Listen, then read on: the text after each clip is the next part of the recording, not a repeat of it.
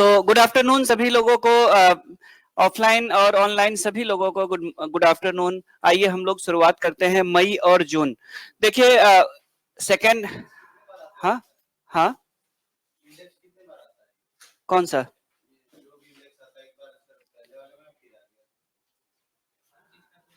नहीं, अलग अलग न, एक साल में किसी भी संगठन के द्वारा, ऑर्गेनाइजेशन के द्वारा हाँ, तो हाँ, इंडेक्स की लिस्ट याद कर लेंगे, ठीक है ना। इंडेक्स की ना कुछ हेनली वाला जो होता है, ठीक है, हेनली वाला जो पासपोर्ट वाला सूची, तो लेटेस्ट वाला देख के चले जाएंगे। आइए, गुड आफ्टरनून। अभी जस्ट अभी शुरू भी नहीं हुआ। हाँ, कर लेंगे हम लोग, अपडेट कर लेंगे। देखिए क्या है कि अभी तो एक प्रक्रिया चल रही है जिसमें हम लोग बहुत पीछे हैं, मतलब ईमानदारी से कहो तो पीछे इसलिए हम लोग कहेंगे क्योंकि हम लोग पीछे से आ रहे हैं और अभी हम लोग आज मुश्किल से जून तक पहुंच पाएंगे। तो एक राउंड पहले हो जाने देते हैं, उस मंथ तक मेरे ऊपर भी प्रेशर है कि नवंबर के फर्स्ट वीक तक जाते जाते हम लोग नवंबर तक पहुंच जाए करंट अफेयर्स में, यानी कि एकदम से अप टू डेट हो जाए। उसके बाद क्या होगा कि उसके बाद नवंबर जब मंथ चल रही होगी आप लोगों की, तो उस दौरान क्या होगा कि अब मेरे पास समय होगा नवंबर में कि मैं पीछे से जाकर के नवंबर से लेकर के उस अक्टूबर तक बिहार के करंट को एक बार आप लोग को करा सकूं, नेशनल वाला। तो इसीलिए मैंने ना इस हिसाब से किया है कि इस आज 2 महीने का ले लिया है, मई और जून, बीच में ब्रेक भी हो गया था। पिछले क्लास की जो नुकसान हुई थी उसकी भरपाई हो जाएगी आज आप लोग को। साथ में पीडीएफ भी मिल जाएगी, मैं अभी मिथिलेश सर को भेज दे रहा हूँ आप लोगों का जो पीडीएफ भी मैं भेज ही देता हूँ, अभी ग्रुप में आ जाएगी आप लोग।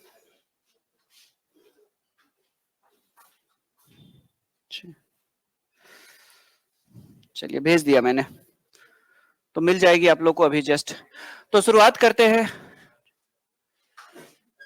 अच्छा, वेरी गुड आदित्य उत्तम जी, वेरी गुड।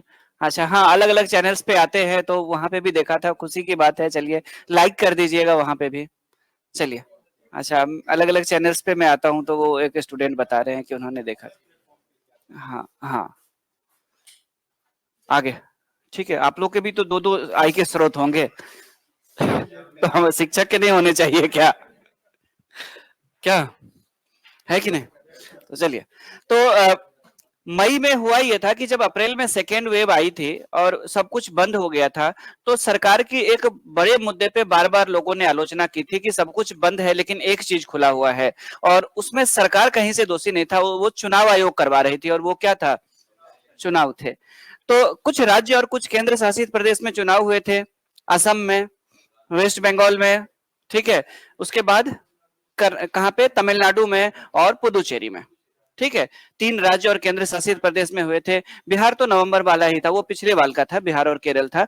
तो ये चुनाव के जो ये चारों चुनाव है ना विधानसभा के, उसके रिजल्ट मई में आए थे। तो यहां से आप लोगों के न्यूज बनेंगे और यहां से आप लोगों के लिए क्वेश्चन बन सकता है। 3 राज्य और एक केंद्र शासित प्रदेश के चुनाव के रिजल्ट मई में आ गए थे, मई 2021 में आ गए थे, ठीक है। तो दीदी बोल रही थी खेला हो बे, और सच में बीजेपी के साथ खेला हो गया। चल, खैर, आगे। उसके बाद तो फिर जान बचा के विपक्षियों को भागना पड़ा बंगाल से, बड़ी स्थिति खराब हो गई थी। क्या जी? नहीं, वो तो होना ही था, फिर वहां पे रहेंगे कैसे? अगर सरवाइव करेंगे तब तो आगे चुनाव लड़ेंगे, तो तब तक दीदी से मिलके रहने में भलाई है। आगे चलिए, नेक्स्ट। तो अगर हम लोग बात करें तो मई 2021 की शुरुआत हो रही है आप लोगों की, और मई 2021 में अगर हम लोग बात करें तो हम लोगों ने क्या मनाया? वर्ल्ड प्रेस फ्रीडम डे, ठीक है।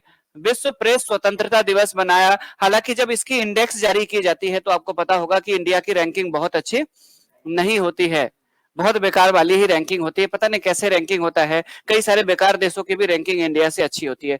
तो विश्व में प्रेस स्वतंत्रता दिवस जो है वो मनाया जाता है, 3 मई को मनाया जाता है। ये उन ईमानदार और उन कर्मठ पत्रकारों को याद किया जाता है जो अपनी जान दे देते हैं रिपोर्टिंग या न्यूज को कवर करने के दौरान, ठीक है। तो 3 मई को मनाया जाता है, क्या मनाया जाता है? वर्ल्ड प्रेस फ्रीडम डे, विश्व प्रेस स्वतंत्रता दिवस, और उनको श्रद्धांजलि दी जाती है। यहीं पे एक फैक्ट और बनता है, इंडियन डेमोक्रेसी का 4th पिलर किसको कहा जाता है? प्रेस को। यानी कि पूरी हमारी जो डेमोक्रेसी है वो 4 पिलर पे चल रही है। पहला कौन सा है? एग्जीक्यूटिव, लेजिस्लेचर, जुडिशियरी और उसके बाद प्रेस। ठीक है, ये क्या करता है? तीनों पे नजर रखता है न्यायिक मामले में, बाकी दोनों पे, तीसरे पे इस पे भी रखता है नजर। ठीक है, हाँ, इसका अलग काम है, ये तो सबसे सुप्रीम है ही फिलहाल। ठीक है, और इनका काम, ये अपने लक्ष्य से भटके हुए हैं फिलहाल, क्या दिखाना कुछ और है, और कवर कर रहे हैं कि जमानत मिली तो घर क्यों नहीं पहुंचा, घर कब पहुंचेगा, बस वही सब चल रहा है क्या। तो समझ में आ गया होगा कि क्यों रैंकिंग इतना नीचे है। क्या जी, न्यूज क्या दिखाना चाहिए था और न्यूज क्या दे? बिल्कुल। आगे, मतलब पल पल की हम खबर रख रहे हैं, ऐसे बोल रहा है, वही पल पल की खबर उतने बड़े भारत में। खैर, तो जब चुनाव के रिजल्ट आए, हम लोग चुनाव को कवर कर रहे हैं यहाँ पे, तो हम लोग पूरी चुनाव को पहले हम लोग क्या करें, पर्सन के रूप में ही ले रहे हैं, पर्सन इन न्यूज के रूप में। तो ममता बनर्जी, सुश्री ममता बनर्जी कहेंगे, चर्चा में रही थी मई 2021 में। और चर्चा में क्यों रही थी? क्योंकि कौन सी पार्टी की लीडर है? कांग्रेस से अलग होकर के इन्होंने तृणमूल कांग्रेस बनाया था, और तीसरी बार ये क्या बनी है? पश्चिम बंगाल की मुख्यमंत्री बनी है ममता दीदी। तो तीसरी बार पश्चिम बंगाल की मुख्यमंत्री बनी, और उनको शपथ दिलाया किसने? जिनके साथ इनका बड़ा पंगा, हमेशा पंगा लगा रहता है, कौन? जगदीप धनखड़। बहुत बड़ा समारोह नहीं हुए थे कोविड-19 की वजह से, एक सादे समारोह में इनको जगदीश धनखड़ जी ने शपथ दिलाई। अब इससे जो बैकग्राउंड निकल करके आया, बैकग्राउंड ये निकल करके आया कि पश्चिम बंगाल में विधानसभा के चुनाव करवाए गए थे। ठीक है, और पश्चिम बंगाल में टोटल विधानसभा की कितनी सीटें हैं? 292 सीटें हैं, टोटल 292 सीटें हैं विधानसभा की। और उसमें से अगर हम लोग बात करें तो दीदी को कितनी सीटें मिली थी? 213 सीटें मिली थी, और बीजेपी को 77 सीटों से ही संतोष करना पड़ा। मैंने किसी के साथ अन्याय नहीं किया है, दोनों के कैंपेनिंग के फोटो दे दिए हैं। ठीक है, मैं किसी एक पक्ष की तरफ मेरा झुकाव नहीं है। ठीक है, तो कैंपेनिंग के दोनों के फोटो आपको दिखाई दे रहे होंगे, दीदी भी दिख रही है और मोदी भी दिख रहे हैं। ठीक है, हाँ, नहीं तो चलिए ऐसे करके करते हैं ना, MO और DI। ठीक है, डी। तो चलिए काटिए, तो क्या बचेगा? काटिए, क्या बचेगा? हाँ,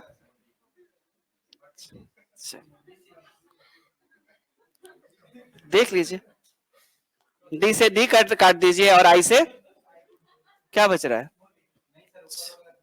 किस ऊपर नीचे किसी को काटेंगे तब भी बचेगा वही 4 लेटर, जिससे क्या बनता है? चलिए चलिए, ये मेरे दिमाग में पता नहीं कैसे आ गया। तो कहने का मतलब हुआ कि 292 सीटों पे तृणमूल कांग्रेस विजय रही थी, और दूसरी सबसे बड़ी पार्टी बन करके उभरी थी कौन? बीजेपी। 77 सीटें बीजेपी को प्राप्त हुई थी। चलिए ठीक है, कांग्रेस के नेतृत्व, ये राहुल जी के नेतृत्व में कांग्रेस ने यहाँ भी बहुत अच्छा प्रदर्शन किया था।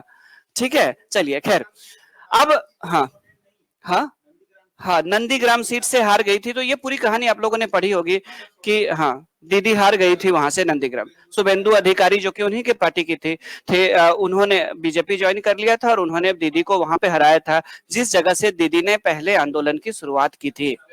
ठीक है, चलिए, हाँ, चलिए, तो वो नहीं, तो वो सब मुद्दा अभी चल रहा है। खैर, वो सब मुद्दे पे अभी लंबी चीजें हो गई। आपका देखिए क्या क्या बनेगा। आपका ये बनेगा कि तीसरी बार मुख्यमंत्री बनी पश्चिम बंगाल की। ठीक है, उसके बाद जाकर के सीट मिली थी कितनी? 292 में से 213 सीटें। दूसरी सबसे बड़ी पार्टी कौन बन करके उभरी?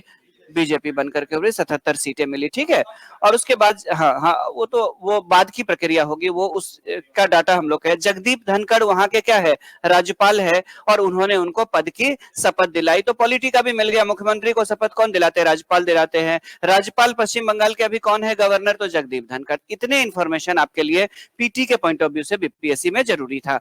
ठीक है, जगदीप धनखड़। ठीक है, जगदीप धनखड़, उनके साथ विवाद चलते रहता है, आप लोग को पता होगा। ज्यादातर दीदी और उनकी बनती नहीं है। खैर, आगे हाँ, हाँ, हाँ, हाँ, तो चलिए, दोनों अलग अलग नहीं, वाजपेयी जी सबको मिला के चलते थे। वाजपेयी जी के समय दीदी दीदी बीजेपी के साथ थी। चलिए आगे, एम के स्टालिन। एमके स्टालिन कहां के मुख्यमंत्री पद की इन्होंने शपथ ली? कौन से पार्टी के हैं? डीएमके, द्रविड़ मुनेत्र कड़गम। हाँ, नहीं एआईडीएमके के नहीं है, एआईडीएमके के नहीं है। एआईडीएमके तो जयललिता की पार्टी थी, सुश्री जयललिता की पार्टी थी। ठीक है, तो अगर मैं बात करूं तो एमके स्टालिन बने हैं, डीएमके के पार्टी के हैं। कहां के मुख्यमंत्री बने हैं? तमिलनाडु के मुख्यमंत्री। कौन शपथ दिलवाया इनको? गवर्नर कौन है तमिलनाडु के? बनवारी लाल पुरोहित। बनवारी लाल पुरोहित तमिलनाडु के गवर्नर है और इन्होंने एमके स्टालिन को शपथ दिलवाई। एक क्वेश्चन ये भी बनेगा कि अप्रैल महीने में कौन कौन से राज्यों में चुनाव हुए थे? मार्च और अप्रैल के दौरान किन किन राज्यों में? तो 3 राज्य और 1 केंद्र शासित प्रदेश में चुनाव हुए थे। कौन कौन से 3 स्टेट थे? हाँ, पुदुचेरी, तमिलनाडु, वेस्ट बंगाल और असम। असम में। केरल में तो पहले ही हो गया था चुनाव। हाँ, बिहार के साथ हुआ था। केरल के चुनाव कहाँ मार्च में हुए थे? कहाँ?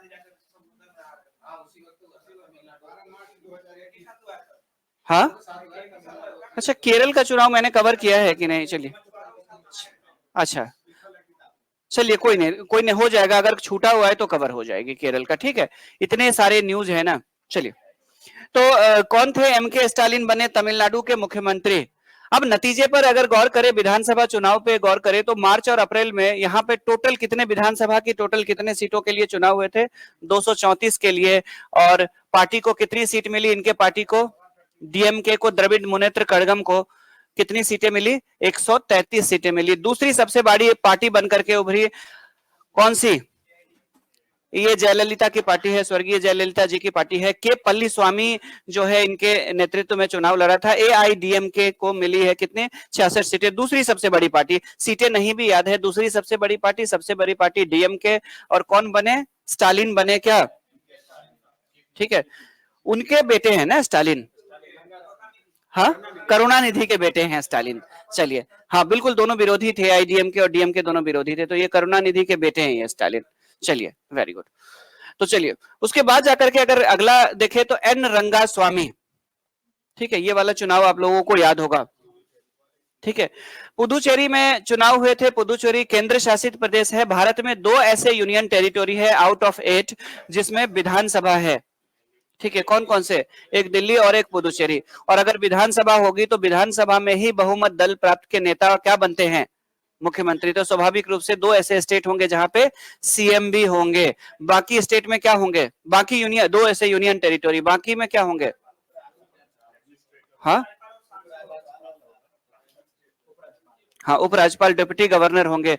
लेकिन कुछ यूनियन टेरिटोरी में क्या होंगे? एडमिनिस्ट्रेटर होंगे। ठीक है, चलिए आगे। लक्षद्वीप में एडमिनिस्ट्रेटर, बिल्कुल एडमिनिस्ट्रेटर होंगे वहां पे भी।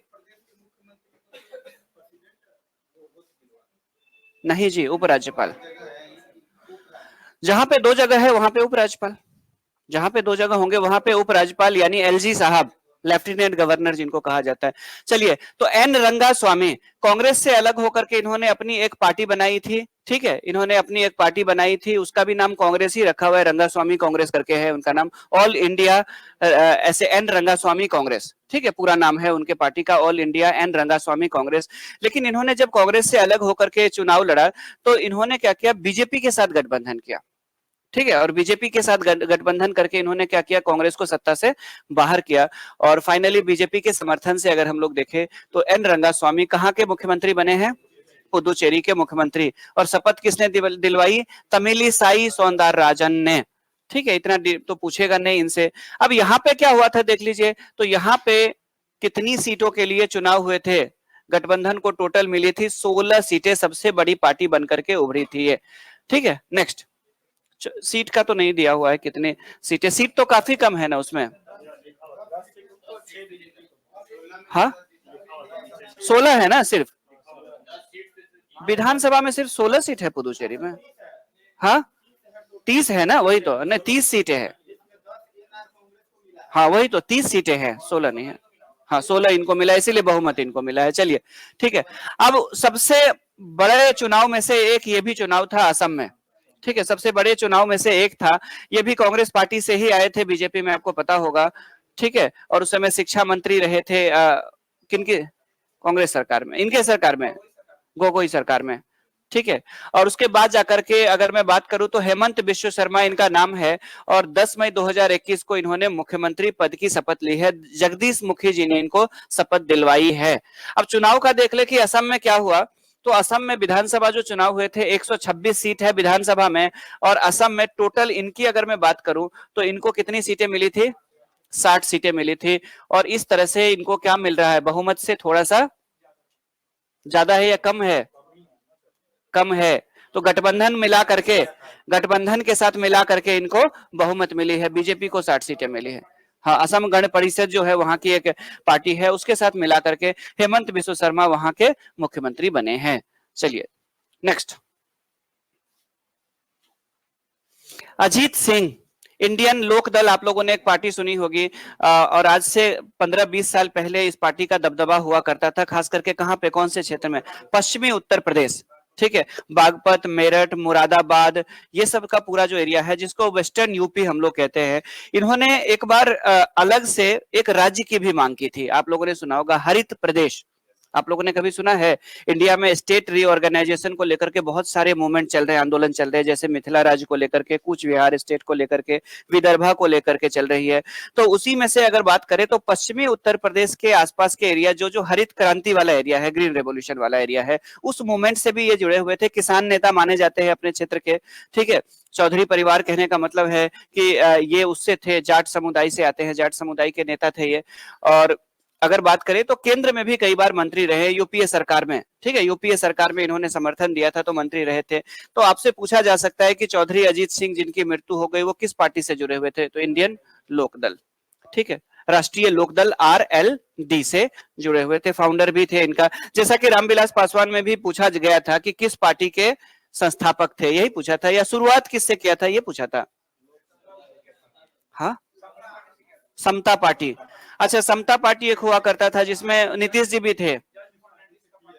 हाँ,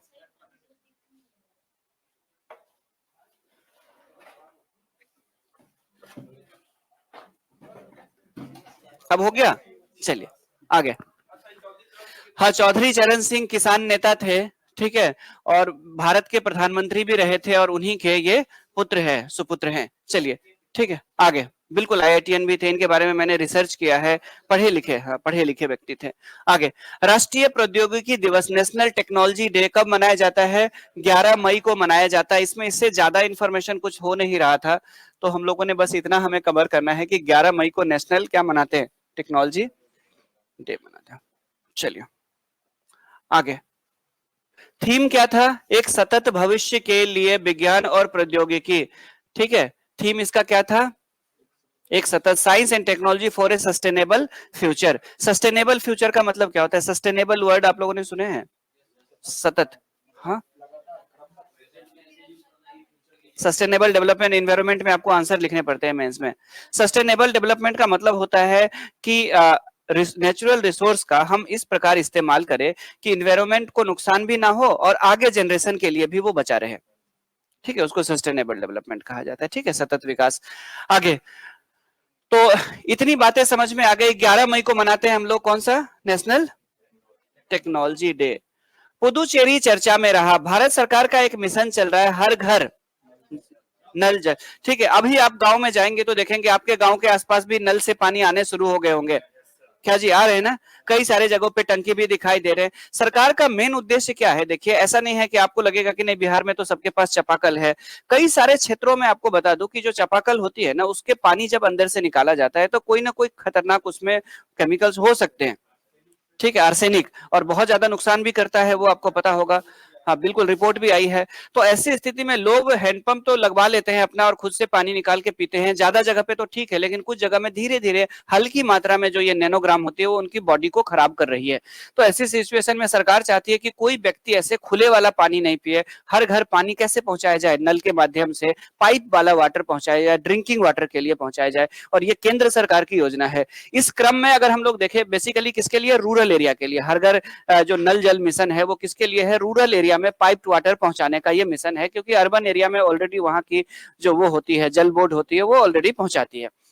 तो गोवा आपने सुना होगा, पिछले साल गोवा ने अचीव किया था, गोवा इंडिया का फर्स्ट स्टेट बना था जो सभी रूरल एरिया में उसने पहुंचा दिए थे, नल का पानी पहुंचा दिया था, पाइप वाला पानी। और पुदुचेरी क्या बना है, 100% कनेक्शन का लक्ष्य इसने हासिल कर लिया यूनियन टेरिटोरी के मामले में। चलिए नेक्स्ट, हर घर जल, क्या है मिशन का नाम है,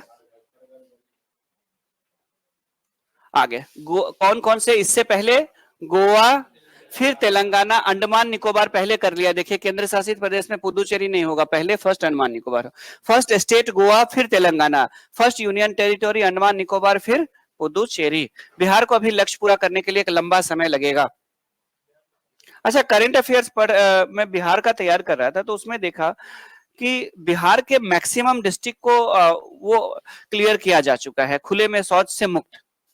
लेकिन क्या वो कागजी ही है, मुझे तो लगता है कागजी है। ठीक है, वो तो ऑन पेपर ही होगा, क्योंकि कई सारे ऐसे जिलों के नाम है जिसपे मुझे डाउट है। ठीक है, मतलब गांव के कई सारे जैसे सीतामढ़ी वगैरह सब जिला सब है। ठीक है, तो वही वाली बात। आगे बड़ा दिक्कत है, मतलब ऐसे आंकड़े अगर नहीं, ऑफिशियली तो आंकड़ा दिखा रहा है कि मुक्त हो चुका है, लेकिन मुझे नहीं लगता है कि मुक्त हुआ है। हाँ बिल्कुल। चलिए आगे, मतलब शाम सुबह शाम तो आदत है ना लोगों को कि लोटा लेके एक बार अपना खेत भी देखने चले जाएंगे, आम का बगीचा भी देख लेंगे, घूम के भी आ जाएंगे। चलिए, जल जीवन मिशन, ठीक है, लेकिन चलिए, हाँ हाँ सही बोल रहे हैं, अगर खेत वेत है तो। चलिए, जल जीवन मिशन क्या है जान लीजिए अबाउट। ठीक है, जल जीवन मिशन अबाउट। चलिए, मतलब बिहार में इतने फनी तरीका से रोकने का तरीका अपनाया गया, दूसरे राज्य में कुछ नहीं हुआ, बिहार में इतने फनी तरीका से रोकने की कोशिश की गई थी। आपको याद होगा स्कूल के बच्चों से नारा लगवा रहे थे, चाचा चाची शर्म करो। छोड़ दीजिए, उससे ज्यादा छोड़ दीजिए। ठीक है, तो वो सब चीजें नहीं होनी चाहिए थी, थोड़ा बेहतर व्यवस्थित ढंग से चीजों को करते। ठीक है, कुछ जगहों पे तो नहीं, कुछ जगहों पे तो अधिकारियों को जिम्मेदारी मिली हुई थी कि सुबह उन जगहों पे जाए पुलिस बल लेके और दौड़ाए लोगों को। आपको याद होगा उस वीडियो भी वायरल हुए थे, तो ये और उस दौरान पकड़ के, गलत बात। चलिए चलिए, एक बुजुर्ग का वीडियो वायरल हुआ था जिसमें वो कह रहे थे कि मार्बो किया है, लोटो ले लिया है। नहीं दे रहा है, ऐसे बोल रहे थे। मतलब वो शिकायत कर रहे थे उसके, बोला कि बाबा जी आपके साथ क्या है, तो मार्बो किया है दुलाठी, देखिए ना लोटा भी ले लिया है। चलिए, तो जल जीवन मिशन, ठीक है, मतलब एक अच्छा अनुभव है बिहार के बारे में पढ़ने पढ़ाने का। चलिए खैर, जल जीवन मिशन की बात करें तो क्या है, ये केंद्र सरकार का एक मिशन है। जल जीवन मिशन से जो आपके फैक्ट बनेंगे, ये बनेंगे कि सरकार का 2024 का टारगेट है। देखिए कितनी बड़ी बात है कि 2024 में गवर्नमेंट चाहती है कि हर देश के हर राज्य और केंद्र शासित प्रदेश के हर रूरल क्या कहते हैं उसको एरिया में, या हर रूरल हाउस होल्ड में, हर घर में क्या पहुंच जाए, पाइप वाला स्वच्छ पानी पहुंच जाए, ताकि लोग पानी से जल जनित जो बीमारियां हो रही है उससे लोग बचे। ठीक, क्योंकि उसमें भी बहुत ज्यादा सरकार का खर्चा पड़ रहा है। तो सरकार का लक्ष्य है जल जीवन मिशन का कितना, 2024 का लक्ष्य है। पहले सबसे पहले किसने पूरा किया, गोवा ने, पहला राज्य गोवा होगा, पहला केंद्र शासित प्रदेश अंडमान एंड निकोबार, दूसरा राज्य तेलंगाना, और दूसरा केंद्र शासित प्रदेश पुदुचेरी। चलिए, अभी बिहार पीछे है इस मामले में। चलिए, असम एक बार फिर से चर्चा में रहा, और असम इसलिए में रहा क्योंकि यहाँ पे फ्लड की क्या की जाएगी, रिपोर्टिंग और मॉनिटरिंग करने के लिए FIRMS का शुभारंभ किया गया है। ये है क्या देख लीजिए, तो डिजिटल तरीका से वहां पे फ्लड की मॉनिटरिंग की जाएगी। कहने का मतलब है कि किसी भी क्षेत्र में बढ़ रही है बाढ़, अगर पानी जलस्तर बढ़ रहा है तो उसको आगे की कितनी बाढ़ आ सकती है, नहीं आ सकती है, सारी चीजों को डिजिटलाइज किया जा रहा है। कहाँ पे, असम में। अभी बिहार में समय लगेगा, आपसे अगर पूछ लेगा तो ऐसा ना हो कि कंफ्यूज नहीं होना है, बिहार में अभी बाढ़ की रिपोर्टिंग डिजिटल नहीं हुई है। ठीक है, बिहार में बाढ़ की रिपोर्टिंग अभी डिजिटल नहीं हुई है। तो पहला डिजिटल जो बाढ़ की रिपोर्टिंग करने वाला है रियल टाइम, अगर हम लोग बात करें तो वो कौन सा स्टेट होगा, असम में होगा। ठीक है, आगे, बिहार में तो उप मुख्यमंत्री भी बाढ़ में फंस जाते हैं तो उनको रेस्क्यू करके निकालना पड़ता है। क्या ये स्थिति है अभी बिहार की, और उसके बाद जो सत्ता में नहीं है वो जाके लोगों के घरों घरों तक मदद करते हैं बेचारे, क्या, और जेल भी जाते हैं और सुनते भी। चलिए खैर, आगे, खैर जो हो, लेकिन उस समय वही चेहरा दिखेगा ना जो मदद करेंगे। हाँ, तो वही वाली बात है। खैर, तो बाढ़ की रिपोर्टिंग होगी और इसमें रिपोर्टिंग ये सारा कुछ डिजिटल होगा असम में। तो असम एक पहला राज्य भारत का बनने जा रहा है जिसपे बाढ़ की सब कुछ डिजिटलाइज किया जा रहा है, बाढ़ की रिपोर्टिंग से रिलेटेड। चलिए, फाइनली कोविड-19 की वजह से चीजें रुकी हुई थी, लेकिन मई में क्या हुआ, मिस यूनिवर्स की घोषणा की गई है। मैक्सिको की है, क्या नाम है इनका? एंड्रिया मेजा। तो मैक्सिको साउथ नॉर्थ अमेरिका का एक कंट्री है, यूएसए का पड़ोसी है मैक्सिको, आपको पता होगा। और मैक्सिको की है एंड्रिया मेजा, और एंड्रिया मेजा क्या बनी है? मिस यूनिवर्स बनी है। भारत की तरफ से अभी तक कौन कौन बने हैं? पहली फर्स्ट मिस यूनिवर्स। कैसे मिक्स कर दिया आप लोगों ने, सबको खिचड़ी बना दिया,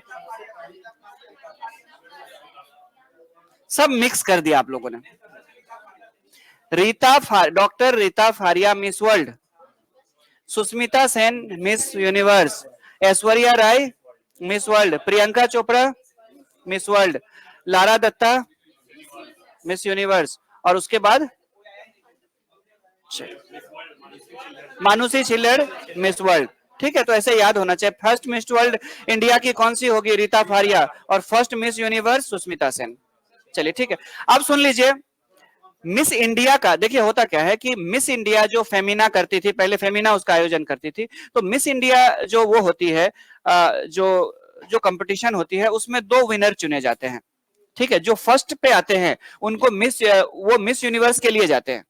यानी मिस इंडिया जब होती है ना भारत में, तो मिस इंडिया में जो पहले स्थान पे आते हैं, जो जीतते हैं, विनर है, वो मिस यूनिवर्स कंपटीशन में पार्टिसिपेट करती है। और जो सेकंड पोजीशन पे आते हैं, जो मिस इंडिया नहीं बनती है, सेकंड पे आती है, वो मिस वर्ल्ड के लिए जाती है।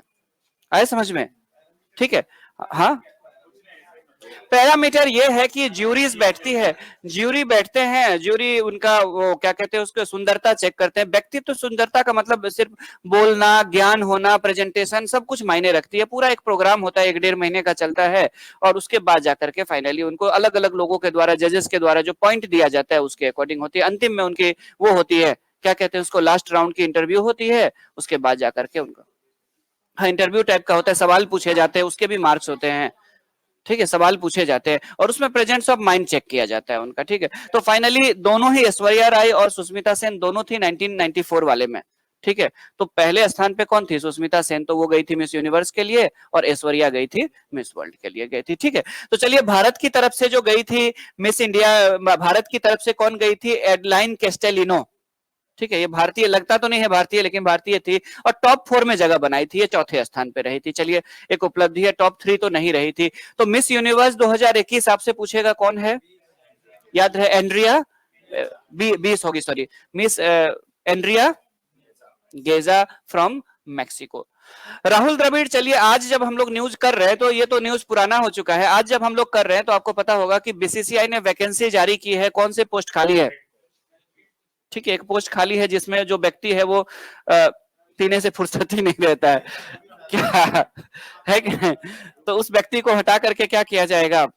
ठीक है, और उनका लाडला तो और ज्यादा बिगड़ा हुआ है, क्या किसी की सुनता ही नहीं है ना, तो कोच सुनते हैं ना, कप्तान सुनते हैं किसी की, क्या?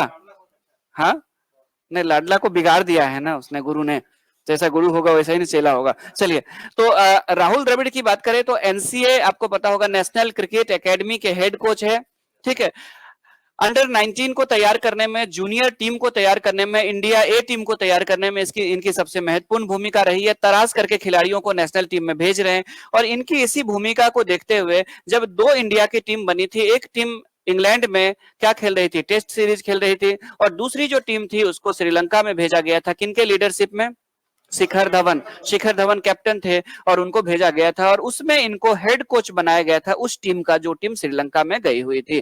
ठीक है, हालांकि अगर हम लोग देखें तो उसके बाद की घटना है, और आज स्थिति ये है कि राहुल द्रविड़ भारत के मुख्य टीम के कोच बनने की दौड़ में सबसे आगे चल रहे, और शायद बनेंगे भी। चलिए, बनेंगे भी। चलिए आगे, तो राहुल द्रविड़ श्रीलंका जाने वाली टीम के कोच थे। राजीव गांधी इलेक्शन कैंपेनिंग में थे शामिल, कब की बात है? 1991 में इनकी सरकार चली गई थी, आपको पता होगा। और उस समय भारत में कौन थे प्रधानमंत्री, याद है आपको? पहले बने थे वीपी सिंह, और फिर बने थे चंद्रशेखर बने थे, क्योंकि 89 में जो इलेक्शन हुई थी उसमें कांग्रेस हार गई थी। 84 में सबसे ज्यादा सीटें इनको मिली थी। आपको पता होगा कि 84 के चुनाव में रिकॉर्ड है 400 प्लस किसी भी पार्टी को नहीं मिली है। 419 था ना आई थिंक, ठीक है, 419 के आसपास मिले थे। पहली बार लोकसभा में किसी भी पार्टी को इतनी सीटें नेहरू जी को भी नहीं मिली थी, इंदिरा गांधी को भी नहीं मिली थी। लेकिन अगले ही बार बोफोर्स एक बड़ा मुद्दा बनकर के उभरा था। बोफोर्स तोप था और उसको लेकर के उसमें घोटाले की चर्चा हुई थी और उसको लेकर के एक बड़ा मुद्दा उभरा था और फाइनली 89 में चुनाव ये हार गए थे। उसके बाद भारत में बैक टू बैक दो गठबंधन सरकार बनी थी। एक बनी थी बीपी सिंह की सरकार और दूसरी बनी थी चंद्रशेखर। उस दौरान फिर दोनों सरकारें नहीं चल पाई थी। दोबारा री अनाउंसमेंट किया गया, इलेक्शन का दोबारा अनाउंसमेंट किया गया था और उस दौरान इलेक्शन कैंपेनिंग में तमिलनाडु में पेरम्बदूर है, श्री पेरम्बदूर नाम का जगह है, वहां पे एक महिला के द्वारा इनको माला पहनाया गया, जो एलटीटी उस समय जो एक चरमपंथी संगठन श्रीलंका में थी। तो ठीक है, तो श्रीलंका के उस संगठन का रोल ये था यहाँ पे कि इन्होंने श्रीलंका में एलटीटी से लड़ने के लिए भारतीय सेना को भेजा था और इस बात को लेकर के एलटीटी वाले नाराज थे और जिसके बाद इनकी हत्या करवा दी गई थी। तो 21 मई को उनकी हत्या हुई थी। आपको पता है कि डीएनए करके बॉडी पार्ट्स को अलग करके इनके बॉडी पार्ट ढूंढे गए थे, डीएनए टेस्ट करके, ठीक है, बड़ा मुश्किल काम था। तो 21 मई को इनकी जो मृत्यु हुई थी, उसी शहादत दिवस को क्या मनाते हैं हम लोग? आतंकवाद विरोधी दिवस, एंटी टेररिज्म डे के रूप में मनाते हैं। राजीव गांधी जी को किस किस बात के लिए श्रेय दिया जाता है? हाँ, एल.एन. सिंघवी समिति का गठन किया था इन्होंने पंचायती राज के लिए, ठीक है, भारत में। हाँ, उसके बाद जाकर के और हाँ हाँ, नवोदय स्कूल वगैरह सब, जवाहर नवोदय विद्यालय का न्यू एजुकेशन पॉलिसी 1986, ठीक है। उसके बाद जाकर के भारत में आईटी, इंफॉर्मेशन टेक्नोलॉजी की शुरुआत, कंप्यूटर की शुरुआत भारत में इन्हीं के समय से होती है और सबसे बड़ा योगदान इनका क्या है? हमें एक युवा नेता मिला है इनके माध्यम से देश को, कितनी बड़ी बात है क्या? चलिए आगे नेक्स्ट। तो खैर, तो वेस्ट बंगाल देखिए, तो वेस्ट बंगाल चर्चा में क्यों रही? तो चर्चा में इसलिए रही कि जब दीदी हार गई, कहां से हारी थी? शुभेंदु अधिकारी से, नंदीग्राम से हार गई। तो तब इनको एहसास हुआ कि ऐसे मुख्यमंत्री के कैंडिडेट्स जिनको टारगेट अगर कर ले विपक्षी हराने के लिए, तो फिर मुख्यमंत्री अगर दो हाउस ना हो तो फिर वो दूसरी बार कहां से लड़ेंगे चुनाव? और अगर लड़ेंगे वहां भी हार गए तो फिर क्या होगा मुख्यमंत्री बनने से? तो पहले तो सदस्यता चाहिए उस सदन की, तब जाकर के मुख्यमंत्री बनेंगे। और ठीक उसी तरह जैसे प्रधानमंत्री बनने के लिए पहले आपको क्या चाहिए? अपर हाउस या लोअर हाउस का। तो वहां पे तो अपर हाउस का प्रोविजन था, तो आपको पता होगा कि मनमोहन सिंह जी को बैक टू बैक 2 बार भेज दिया गया। तो यहाँ पे तो नहीं था, तो यहाँ पे नहीं था। तो अब इनको एहसास हुआ कि 1969 में क्या हुआ था कि इन्होंने खत्म कर दिया था, कम्युनिस्ट पार्टी की सरकार ने यहाँ के अपर हाउस को, विधान परिषद को क्या कर दिया था? इन्होंने भंग कर दिया था, ठीक है, मतलब कि समाप्त कर दिया जा सकता है, भंग नहीं हो सकता, वो समाप्त कर दिया गया था, ठीक है, 69 में। उनका क्या कहना था?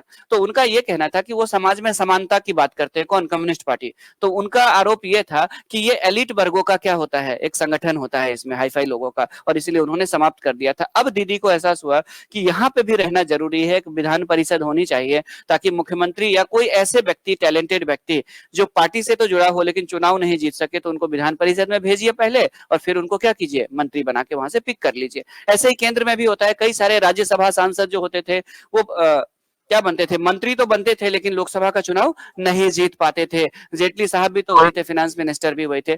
तो बाद में तो खैर प्रधानमंत्री भी ऐसे वाले बने हैं, तो खैर कोई आरोप किसी पे नहीं लगा सकते। तो विधान परिषद के लिए इन्होंने क्या किया है? मंजूरी दे दी है। राज्य के विधानसभा के द्वारा यह मंजूरी दी जाती है। क्या इससे बन जाएगी विधानसभा? क्या करना पड़ेगा इससे आगे? अब क्या होगा? पार्लियामेंट पास करेगा। चलिए, पार्लियामेंट पास नहीं करेगी, ये पता ही है, दोनों में चल रही है। हाँ, आराम से पड़ा हुआ है अभी, बिल्कुल। तो खैर जो हो, तो फाइनली अगर देखें तो उसके बाद फिर प्रेसिडेंट। तो अभी एक लंबी प्रक्रिया है, फिलहाल असम में होता हुआ नहीं दिख रहा है, लेकिन दीदी ने ये भेज दिया है केंद्र को। चलिए ठीक है, पास कर दिया, वहां की विधानसभा में पास कर दिया। फिलहाल अगर हम लोग देखें तो दो, अगर हाउस देखें, 2 सदन वाली व्यवस्था कौन कौन से स्टेट में है? टोटल 6 स्टेट में है। महाराष्ट्र, कर्नाटक, आंध्र प्रदेश, उत्तर प्रदेश, तेलंगाना और बिहार में है। इसमें से अगर हम लोग आंध्र प्रदेश की बात करें तो आंध्र सरकार के जो जगनमोहन रेड्डी साहब है, उन्होंने रिक्वेस्ट भेजा हुआ है, किस बात के लिए? पास करके, एक ऐसा स्टेट है जो हटाने के लिए भेजा हुआ है। और असम और उसके बाद पश्चिम बंगाल ने क्या भेजा हुआ है? बनाने के लिए भेजा हुआ है, ठीक है। तो किसी को नहीं चाहिए, किसी को चाहिए। ठीक है, तो इस तरह से ये पड़ी हुई है। फिलहाल ये कैसे हो सकता है, आर्टिकल 169 के तहत इसे किया जा सकता है। ठीक है, इसी में प्रोविजन है विधान परिषद को बनाने का और समाप्त करने का। तो पश्चिम बंगाल की अगर हम लोग बात करें तो 69 में ये था। वहां की वामपंथी, कहने का मतलब किनकी सरकार रही होगी उस समय, ज्योति बसु, ज्योति बसु थे ना, हाँ बिल्कुल। तो उनके उनके बाद बुद्धिदेव भट्टाचार्य बने थे, राइट। तो उस दौरान अगर देखें तो ज्योति बसु जी के सरकार के दौरान क्या किया गया था, समाप्त कर दिया गया था। 2010 में फिर असम ने क्या रिक्वेस्ट किया है कि असम ने भी रिक्वेस्ट किया है कि हमें भी विधान परिषद की जरूरत है। जबकि राजस्थान में 2012 में क्या किया, अभी ये राज्यसभा में है, इसने भी बनाने के लिए, राजस्थान में नहीं है तो राजस्थान में भी स्थापित करने के लिए किया गया है। और आंध्र प्रदेश क्या चाहता है, समाप्त करना चाहते हैं। तो कुल मिलाकर के ये कहानी है, किसी को चाहिए किसी को नहीं चाहिए। अब मई में आपको याद होगा कि मई में अचानक से जैसे लगा कि थर्ड वर्ल्ड वॉर ना शुरू हो जाए।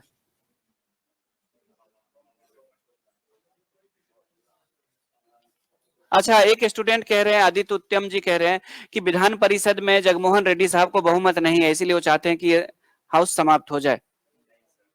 हाँ, लेकिन दोनों दोनों ही बिहार से क्षेत्रफल में बड़ा है, क्षेत्रफल में तो दोनों बड़ा है, आंध्र प्रदेश तेलंगाना दोनों बड़ा है।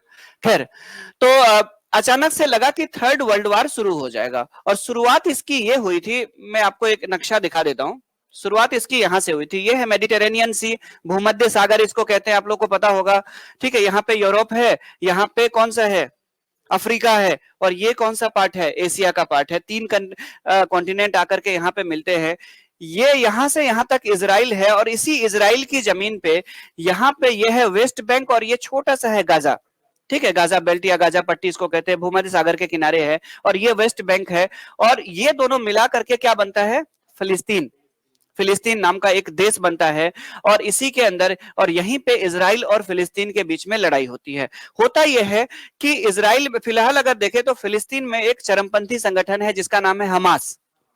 ठीक है, अतिवादी है थोड़ा सा ज्यादा। तो अगर हम लोग बात करें तो हमास को कई सारे देशों ने मान्यता दी है। भारत वैसे दोनों दोनों को ही, इजराइल से बड़ा ही अच्छा संबंध है, लेकिन भारत फिलिस्तीन को भी मान्यता देता है, पता होगा आपको। हाँ, हाँ, फिलिस्तीन से भारत के अच्छे संबंध है, उतने खराब नहीं है, कभी भी ऐसा सुने नहीं। खैर, हाँ, नहीं तो इजराइल से हमारा वो भी है ना। नहीं, इस बार मोदी जी गए थे तो दोनों से मिले थे ना। हाँ, हाँ, अच्छा नहीं करते हैं, लेकिन मिले दोनों से थे। हाँ, हाँ, मिले दोनों से थे। तो अगर हम लोग बात करें तो अचानक से क्या हुआ था कि कुछ मिसाइल्स जो है हमास के द्वारा कथित रूप से इसलिए कहेंगे क्योंकि इजराइल का कहना है कि कुछ मिसाइल्स इधर की तरफ दागे गए। हाँ, गाजा पट्टी से, गाजा बेल्ट की तरफ से दागे गए कुछ मिसाइल्स इधर की तरफ, और यहाँ पे हो गया था झड़प। झड़प यहाँ पे हुई थी, वेस्ट बैंक और इजराइल का जो ये वाला एरिया है, यहाँ पे एक मस्जिद के पास शायद झड़प हो गई थी। उसके बाद फिर मिसाइल्स वगैरह सब दागे गए। उनके पास एक टेक्नोलॉजी है जिसको कहते हैं आयरन डोम। ठीक है, उस आयरन डोम ने क्या किया कि 99% मामलों में ज्यादातर मिसाइल को मार करके गिरा दिया। लेकिन उसके बाद फिर इजराइल ने शुरू किया, मतलब शुरू उसने किया था। ठीक है, और उसके बाद फिर इजराइल ने उसके बाद लगातार जवाबी कार्रवाई शुरू की, और जैसे लगा कि फिर से थर्ड वर्ल्ड वॉर ना शुरू हो जाए, तो एकदम से स्थिति खराब होने लगी थी मई में। फाइनली कई दिनों तक ये चली लड़ाई, और उसके बाद जाकर के पूरे विश्व ने, सबने रिक्वेस्ट किया, और अंत में दोनों पक्ष मान गए। 2 सप्ताह तक लगातार संघर्ष चलने के बाद क्या हो गया, 21 मई को सीज फायर लागू हो गई। दोनों ने इसे बंद करने का फैसला किया कि लड़ करके अब कोई फायदा नहीं। लेकिन तब तक बहुत ज्यादा तबाही हो चुकी थी, आपको पता होगा, कई निर्दोष लोग भी मारे गए थे, क्योंकि ज्यादातर जो जिनको हमास को टारगेट कर रही थी ये इजराइल की सेना, या इजराइल जिसको टारगेट कर रहे थे, वो मेन आबादी में घुस के चले जा रहे थे, और उस एरिया के आसपास से जहां से मिसाइल आता था उसी को ट्रेस करते थे, और जहां से मिसाइल आ रहा था वो आबादी वाला क्षेत्र था। तो कई सारे निर्दोष लोग भी मारे गए थे। तो मई में कौन से दो देश के बीच में लड़ाई हुई है, इजराइल और फिलिस्तीन के बीच में। गाजा पट्टी कहाँ पे है, वेस्ट बैंक कहाँ पे है पूछेगा तो वो कहाँ पे है, फिलिस्तीन में है। ठीक है, और उसके बाद जाकर के इतनी बातें आप लोग को पता होना चाहिए। फाइनली बाद में अगर हम लोग देखें तो बाद में और भी कुछ हुआ था उस समय में। ठीक है, तो ये सारी चीजें, कहानी आप लोगों को पता, यहाँ पे लड़ाई की जड़ ये है, यहीं से लड़ाई शुरू हुई थी। हाँ बिल्कुल, लड़ाई यहीं से शुरू हुई थी, बिल्कुल। आगे, अच्छा एक चीज बताइए कि जो इजराइल का जो वो जो यरूशलेम के आसपास का एरिया है, आ, वो पूरे दुनिया में 3 धर्मों का केंद्र है। कौन कौन से धर्म है, यहूदी, तीनों के पैगंबर वहीं पे है, और ये दुनिया की सबसे पवित्र भूमि माना जाता है, इसको हॉली लैंड कहा जाता है ना, हॉली लैंड कहते हैं ना उसको, पवित्र भूमि कहा जाता है, यरूशलेम को कहा जाता है। ठीक है, तीन धर्मों की, ईसा मसीह की का भी जन्म वहीं पे हुआ है। इस्लाम से कैसे जुड़े हुए हैं? हाँ हाँ हाँ, अच्छा यहीं से थे, तो तीनों के लिए वो पवित्र भूमि है। और एक तरह से देखें तो सभी प्रमुख धर्म तो एशिया से ही निकले हैं। संसार में आज में जितने भी धर्म चल रहे हैं सभी तो एशिया भी है। बाकी उसके बाद क्या बच गया, हिंदू बौद्ध जैन, वो तीनों कहाँ है, इंडिया में। तो यानी ये 6 के 6 धर्म जितने भी है सब एशिया से ही सभी धर्मों की उत्पत्ति हुई है। खैर, अच्छा, यहीं पे ये विवाद चल रहा है, एक जनरेशन, कई जनरेशन से ये लड़ाई चल रही है। इजराइल कब बनी थी, 1948 में, और तब से ये लड़ाई चल रही है। हाँ, नहीं पहले तो यहूदी वहां पे थे ना। एक्चुअली हुआ क्या था देख लीजिए, हुआ है, हाँ। हम्म हम्म हम्म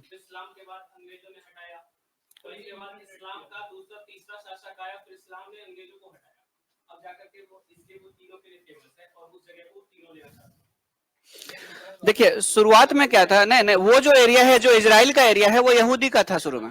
वहां पे यहूदी सबसे पुराना धर्म है, पता होगा। नहीं एक्चुअली क्या हुआ, नहीं सुन लीजिए, वो उससे मुद्दा नहीं है। मुद्दा ये था कि वहां पे इजराइल में हुआ ये था कि जब वहां पे धीरे धीरे करके, ठीक है, ये यहूदी लोगों को ये होने लगा, उनके उनके ये क्या कहते हैं उसको, समस्या होने लगी। तो यहूदी लोग ज्यादातर शुरू में व्यापारी लोग थे, व्यापार बिजनेस, तो वो व्यापार के सिलसिले में अलग अलग यूरोपियन देशों में बस गए जाकर के। अमेरिका इसलिए सपोर्ट करता है क्योंकि मार्क जुकरबर्ग भी क्या है, यहूदी है, फेसबुक का जो मालिक है। और अमेरिका में बहुत ज्यादा योगदान है। जैसे भारत में आप देखेंगे कि भारत के विकास में जैसे पारसी समुदाय का बहुत बड़ा योगदान है, वैसे ही एक छोटा सा समुदाय है यहूदी, अमेरिका में बहुत बड़ा योगदान है। बड़े बड़े साइंटिस्ट हुए, और भी कई सारे बड़े बड़े जो साइंटिस्ट सब हुए हैं, ठीक है, आइंस्टाइन वगैरह सब सब यहूदी थे। तो ऐसी स्थिति में अमेरिका हमेशा सपोर्ट करता है। और हुआ यह था कि सेकेंड वर्ल्ड वॉर से पहले आपको याद होगा कि जर्मनी में जब नाजीवाद का, हिटलर का उदय होता है, तो ये लोग क्या करते हैं कि ये लोग मानते हैं कि फर्स्ट वर्ल्ड वॉर में जर्मनी इसलिए हारा था क्योंकि यहूदियों ने क्या किया था, उनका उनका पक्ष लिया था और उनको इन्फॉर्मेशन आउट किया था, इसीलिए हारे थे। तो ये क्या करते हैं, जैसे हिटलर बनते हैं तो जर्मनी में यहूदियों को ऐसे मारते हैं जैसे ने वो आवारा पक्षियों, पशु पक्षियों को मार दिया जाता है, जहां पे रोड पे देखते हैं मार देते हैं और गड्ढे में डाल देते हैं, वो स्थिति करे। तो तब जाकर के यहूदियों को एहसास हुआ कि नहीं, कितने भी हम टैलेंटेड है, पूरी दुनिया में बसे हुए, लेकिन हमारा अपना एक देश होना चाहिए। और यही कारण है कि फिर उन्होंने अपना इतिहास निकाला और पता चला कि हमारी उत्पत्ति कहां से हुई है। तो उसी गाजा पट्टी, वेस्ट बैंक और मेडिटेरेनियन सी के उस इलाके से हमारे पूर्वज इधर उधर पूरी दुनिया में गए थे। दोबारा वो अपनी लैंड की तरफ लौटते हैं, शुरू में वहां पे जमीन खरीदते हैं, जमीन के शुरू में खरीदते हैं वो लोग जमीन, वहां पे स्थानीय लोग उसको बेचते हैं जमीन, और उसके बाद जाकर के फिर वहां पे एक मुल्क बसाते हैं। जैसे देश बनता है, सारे देश मिलकर के हमला कर देते हैं। कौन कौन, इजिप्ट वगैरह सब हमला कर देता है, ठीक है, कई सारे देश के गठबंधन हमला करते हैं। लेकिन फाइनली क्या होता है, ये देखिए सिनाई, ये पूरा इजिप्ट का जमीन है, इसको जीत लेता है अकेले इजराइल, उस समय जीत लेता है, और बाद में हालांकि वापस तो कर देता है। लेकिन आज इजराइल भी सच्चाई है, फिलिस्तीन भी सच्चाई है। दुनिया को दोनों को एक्सेप्ट कर लेना चाहिए और कोशिश करनी चाहिए कि दोनों को में लड़ाई ना हो। हाँ, नहीं दोनों में से कोई नहीं मिटा सकता है, दोनों को मिटाने की, फिलिस्तीन भी तो एक अपना ये है ना, जो लाखों लोग हैं उनकी भी तो अपनी एक ये है, आइडेंटिटी है ना, उनकी तो आइडेंटिटी है।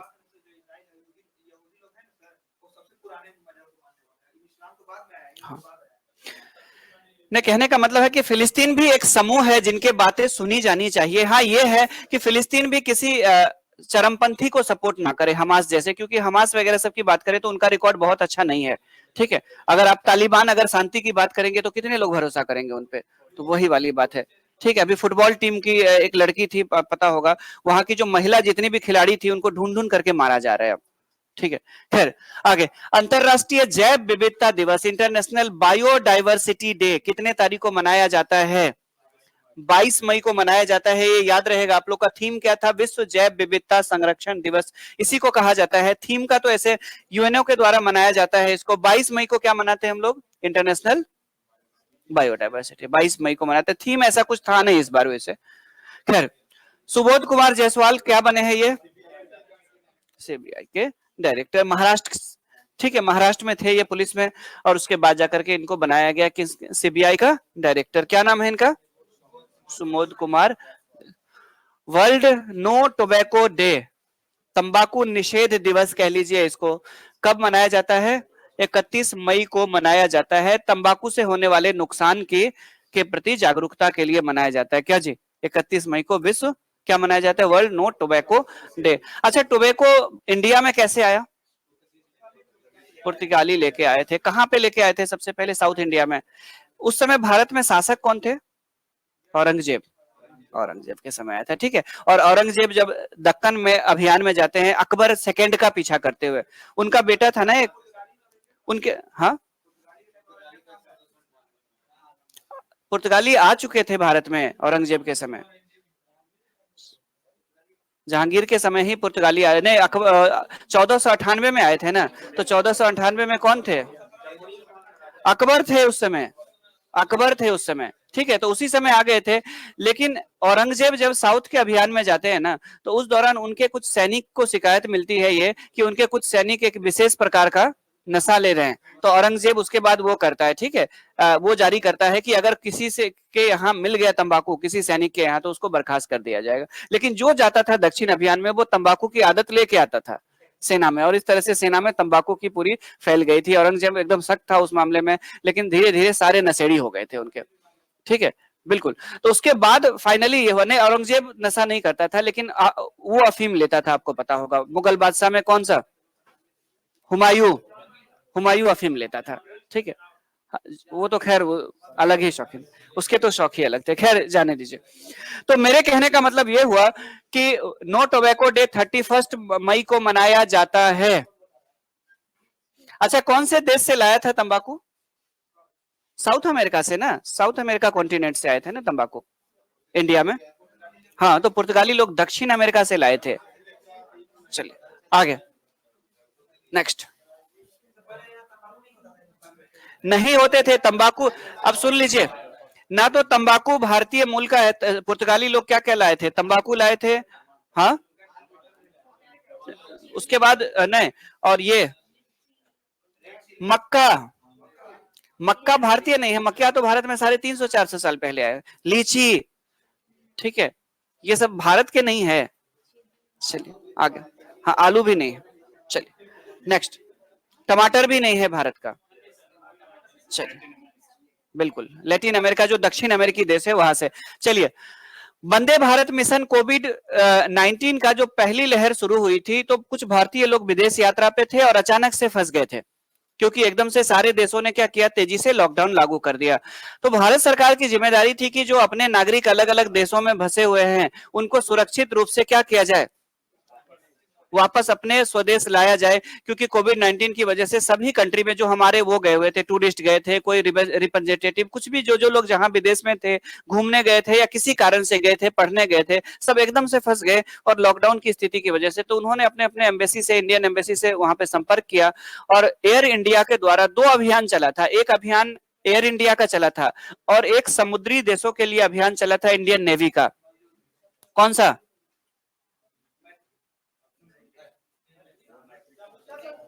दो अभियान, 2 रेस्क्यू चलाए गए थे। एक इंडियन नेवी ने चलाया था, एक इंडिया एयर इंडिया ने चलाया था। ये एयर इंडिया का कौन था? समुद्र नहीं, हाँ, समुद्र सेतु था, ऑपरेशन समुद्र सेतु था। चलिए, तो मतलब मालदीव वगैरह सब में जो फंसे हुए लोग थे, तो उनके लिए ऑपरेशन समुद्र सेतु था, नेवी का था, वो इंडियन नेवी का था। और वंदे भारत मिशन जो था वो किसके लिए था? एयरफोर्स का नहीं था, एयर इंडिया का मिशन था। ठीक है, अब टाटा वाला हो गया वो। तो एयर इंडिया का एक बहुत बड़ा योगदान ये रहा कि ये दुनिया का एक रिकॉर्ड बन गया। सुन लीजिए, वंदे भारत मिशन ने वर्ल्ड का सबसे बड़ा रेस्क्यू ऑपरेशन का रिकॉर्ड बनाया है इसने। इतने बड़ी संख्या में किसी भी देश ने आज तक किसी देश के नागरिक को नहीं निकाला था। अपने नागरिकों को निकालने के लिए इतना बड़ा अभियान किसी भी देश ने आज तक नहीं चलाया था। सब कुछ तो रिकॉर्ड ही बन रहा है, मोदी जी बना रहे हैं क्या? हर चीज रिकॉर्ड ही बन रहा है। चलिए, तो वंदे भारत मिशन जो है वो किसका मिशन होगा? पूछा जाएगा कि किससे संबंधित है, तो कोविड 19 में फंसे हुए लोगों को लाने के लिए वापस रेस्क्यू ऑपरेशन था ये। और किसके द्वारा किया गया था? एयर इंडिया के द्वारा किया गया था, 2020 में शुरू किया गया था, 21 में फाइनली जब ये पूरा हुआ था ये अभियान, तो ये अभियान ने रिकॉर्ड बना दिया था कि विश्व के सबसे बड़े रेस्क्यू ऑपरेशन का ये एक रिकॉर्ड बनाया था। इससे पहले खाड़ी युद्ध जो देशों से जो लड़ाई चल रही थी, आपको याद होगा इराक वगैरह सबसे लड़ाई शुरू हुई थी, याद है इराक सबसे जो लड़ाई शुरू हुई थी, बिल्कुल इराक ईरान वाला जो लड़ाई हुआ था, अमेरिका भी इन्वॉल्व था।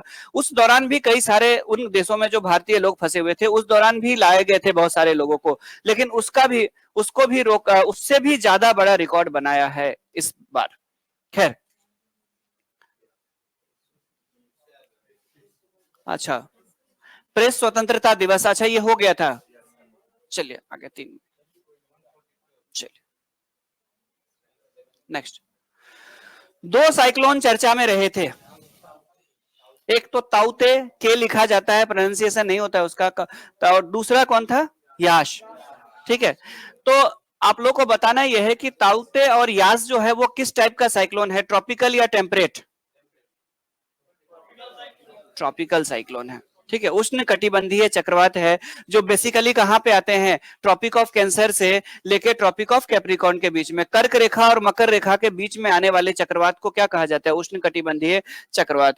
बेसिकली ये साइक्लोन इसलिए आता है क्योंकि अचानक से मौसम में बदलाव आता है, यानी बहुत तेजी से टेम्परेचर जब बढ़ती है या बहुत तेजी से जब घटती है, तो ऐसी स्थिति में जो लो प्रेशर सेल होती है उसके ऊपर आसपास तेजी से हवा आती है, और जब हवा तेजी से आती है तो क्या होता है, हवा घूमने लगती है ऐसे करके, और जब हवा ऐसे करके घूमने, एंटी साइक्लोन ये एंटी क्लॉकवाइज घूमती है नॉर्दर्न हेमिस्फीयर में, उत्तरी गोलार्ध में कैसे घूमती है, घड़ी से उल्टा, और दक्षिण में घड़ी की तरह घूमेगी। ठीक है, तो ऐसे क्लॉकवाइज घूमते हुए इसने हिट किया था इंडिया के वेस्टर्न कोस्ट को।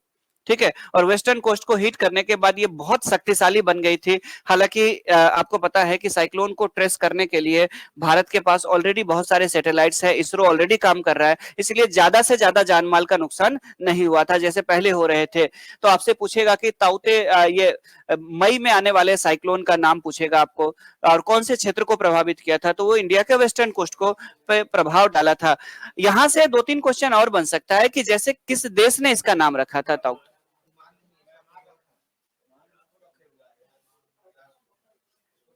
इफेक्ट कहां पे पड़ा था, केरल, कर्नाटक, गोवा और महाराष्ट्र वाले एरिया में, जिसका नाम म्यांमार ने रखा था। अब हाँ, हाँ, हाँ, चलिए, तो म्यांमार ने इसका नाम रखा था। एक्चुअली है क्या कि 13 देशों का एक ऑर्गेनाइजेशन है, आगे मैं कराने वाला हूं। 13 ऐसे कंट्री है इंडियन ओशियन में, हिंद महासागर में। उनमें होता क्या है कि ये 13 देश मिलकर के क्या करते हैं कि अगर साइक्लोन आती है, साइक्लोन कब आएगी, या तो आएगी मई जून में, मानसून से पहले आएगी, या फिर अक्टूबर में आएगी जब मानसून लौट रही होती है, उस दौरान 2 बार आती है। भारत में जब सर्दियों का मौसम शुरू होता है तब आती है, क्योंकि अचानक से मौसम में बदलाव आती है और उसी से साइक्लोनिक कंडीशन बनती है। ठीक है, हवा घूमने लग जाती है बहुत तेजी से, या फिर अचानक से जब टेम्परेचर बढ़ता है। तो ये साइक्लोन जब आई थी, ठीक है, तो इसका नाम म्यांमार ने रखा था। इंडियन ओशियन में 13 देश जो है, अरब सागर और बंगाल की खाड़ी में, इनका एक ग्रुप है, 13 देश इसमें शामिल है, जिसपे इन साइक्लोन का प्रभाव पड़ता है इस रीजन में। तो ये 13 देश बारी बारी से अल्फाबेटिकल, जैसे जैसे उस कंट्री का नाम होता है वैसे वैसे उसको मिलता है ये नाम। जैसे कि बांग्लादेश का क्या है, बी है, बी फॉर बांग्लादेश है। तो मान के चलिए कि अगर बांग्लादेश ने इस बार नाम रखा है, तो सी से अगर कोई कंट्री है तो सी वाला रखेगा, सी से नहीं है तो उसके बाद देखेंगे डी से है या नहीं है, डी से भी नहीं है, उसके बाद जाकर के ई से बात करें तो ई से भी नहीं है, एफ से भी नहीं है, जी से, जी से भी नहीं है, एच से भी नहीं है, आई से इंडिया है, तो उसके बाद इंडिया नाम रखेगा। उसके बाद फिर ईरान आएगा, आई आर है ना, तो उसके बाद फिर ईरान नाम रखेगा। ऐसे करके बारी बारी से अलग अलग देशों के द्वारा जैसे जैसे अल्फाबेटिकल उसके नाम के कंट्री के नाम पड़ेंगे इन 13 देशों में। तो इस बार म्यांमार ने नाम रखा था। ठीक है, एम, तो एम के बाद जाकर के क्या होगा, एन, एन, एन के बाद ओ होगा। तो उसके बाद अगला किसने रखा था नाम, यास का नाम किसने रखा था, ओमान ने शायद रखा था क्या, चलिए तो इसी हिसाब से रखे जाएंगे। तो ताउते भारत के वेस्टर्न कोस्ट को प्रभावित किया था, म्यांमार ने इसका नाम रखा था। ये एक ट्रॉपिकल साइक्लोन था, उष्ण कटिबंधीय चक्रवात था। ये देख लीजिए, ये है यास, ये यास नाम का साइक्लोन। इसने कहां पे इफेक्ट डाला था, इंडिया के ईस्टर्न कोस्ट पे, भारत के पूर्वी तट पे इसने प्रभाव डाला था। ठीक है, भारत के पूर्वी, इसका प्रभाव यह होता है कि देखिए साइक्लोनिक कंडीशन का इफेक्ट तो सबसे ज्यादा वहां पे पड़ेगा जहां पे ये तूफान आएंगे, लेकिन इसकी वजह से इस पूरे रीजन का मौसम बदल जाता है। आपको याद होगा कि अचानक से मई में ठंड लगने लग गई थी, याद आया, यानी दिल्ली तक इसका प्रभाव पड़ा था। बिहार में तो ठंड लग रही थी, लोग कंबल ओढ़ रहे थे, दोबारा निकाल लिया था जिन लोगों ने रजाई रख दिया था। तो ये स्थिति, हाँ बहुत तेज तूफान आई थी, ठीक है। और उसके बाद चलिए नेक्स्ट, उससे पहले आपको याद होगा 2020 में भी आई थी अम्फान, हाँ फैनी और अम्फान ये सब आए हुए थे। खैर, तो यास तूफान की बात करें तो ये भी मई के लास्ट वीक में आई थी, बैक टू बैक ये तूफान आए थे। ये इंडिया के वेस्टर्न कोस्ट पे इसने इफेक्ट डाला था, खास करके ओडिशा, वेस्ट बंगाल वगैरह सब में तूफान आए थे। और उसके बाद पूरे भारत का, इंडियन सब कॉन्टिनेंट का मौसम बदल गया था, ठीक है। इसका नाम किसने रखा था? यास का नाम ओमान ने रखा था। तो फॉर्मूला से क्लियर हो गया, एम के बाद कोई कंट्री नहीं था, उसके बाद ओ आया, तो उसके बाद कौन आना चाहिए? पी, पाकिस्तान आएगा। अब अगले बार कौन नाम रखेगा? पाकिस्तान की बारी है, ठीक है। अब जो नाम रखे, आगे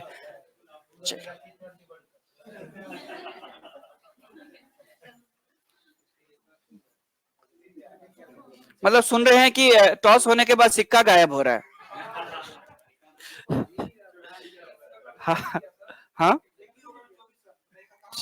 चलिए खैर जाने दीजिए, दूसरी बार भी मुलाकात होगी, एक ही बार थोड़े होता है, दूसरी बार भी मुलाकात होगी।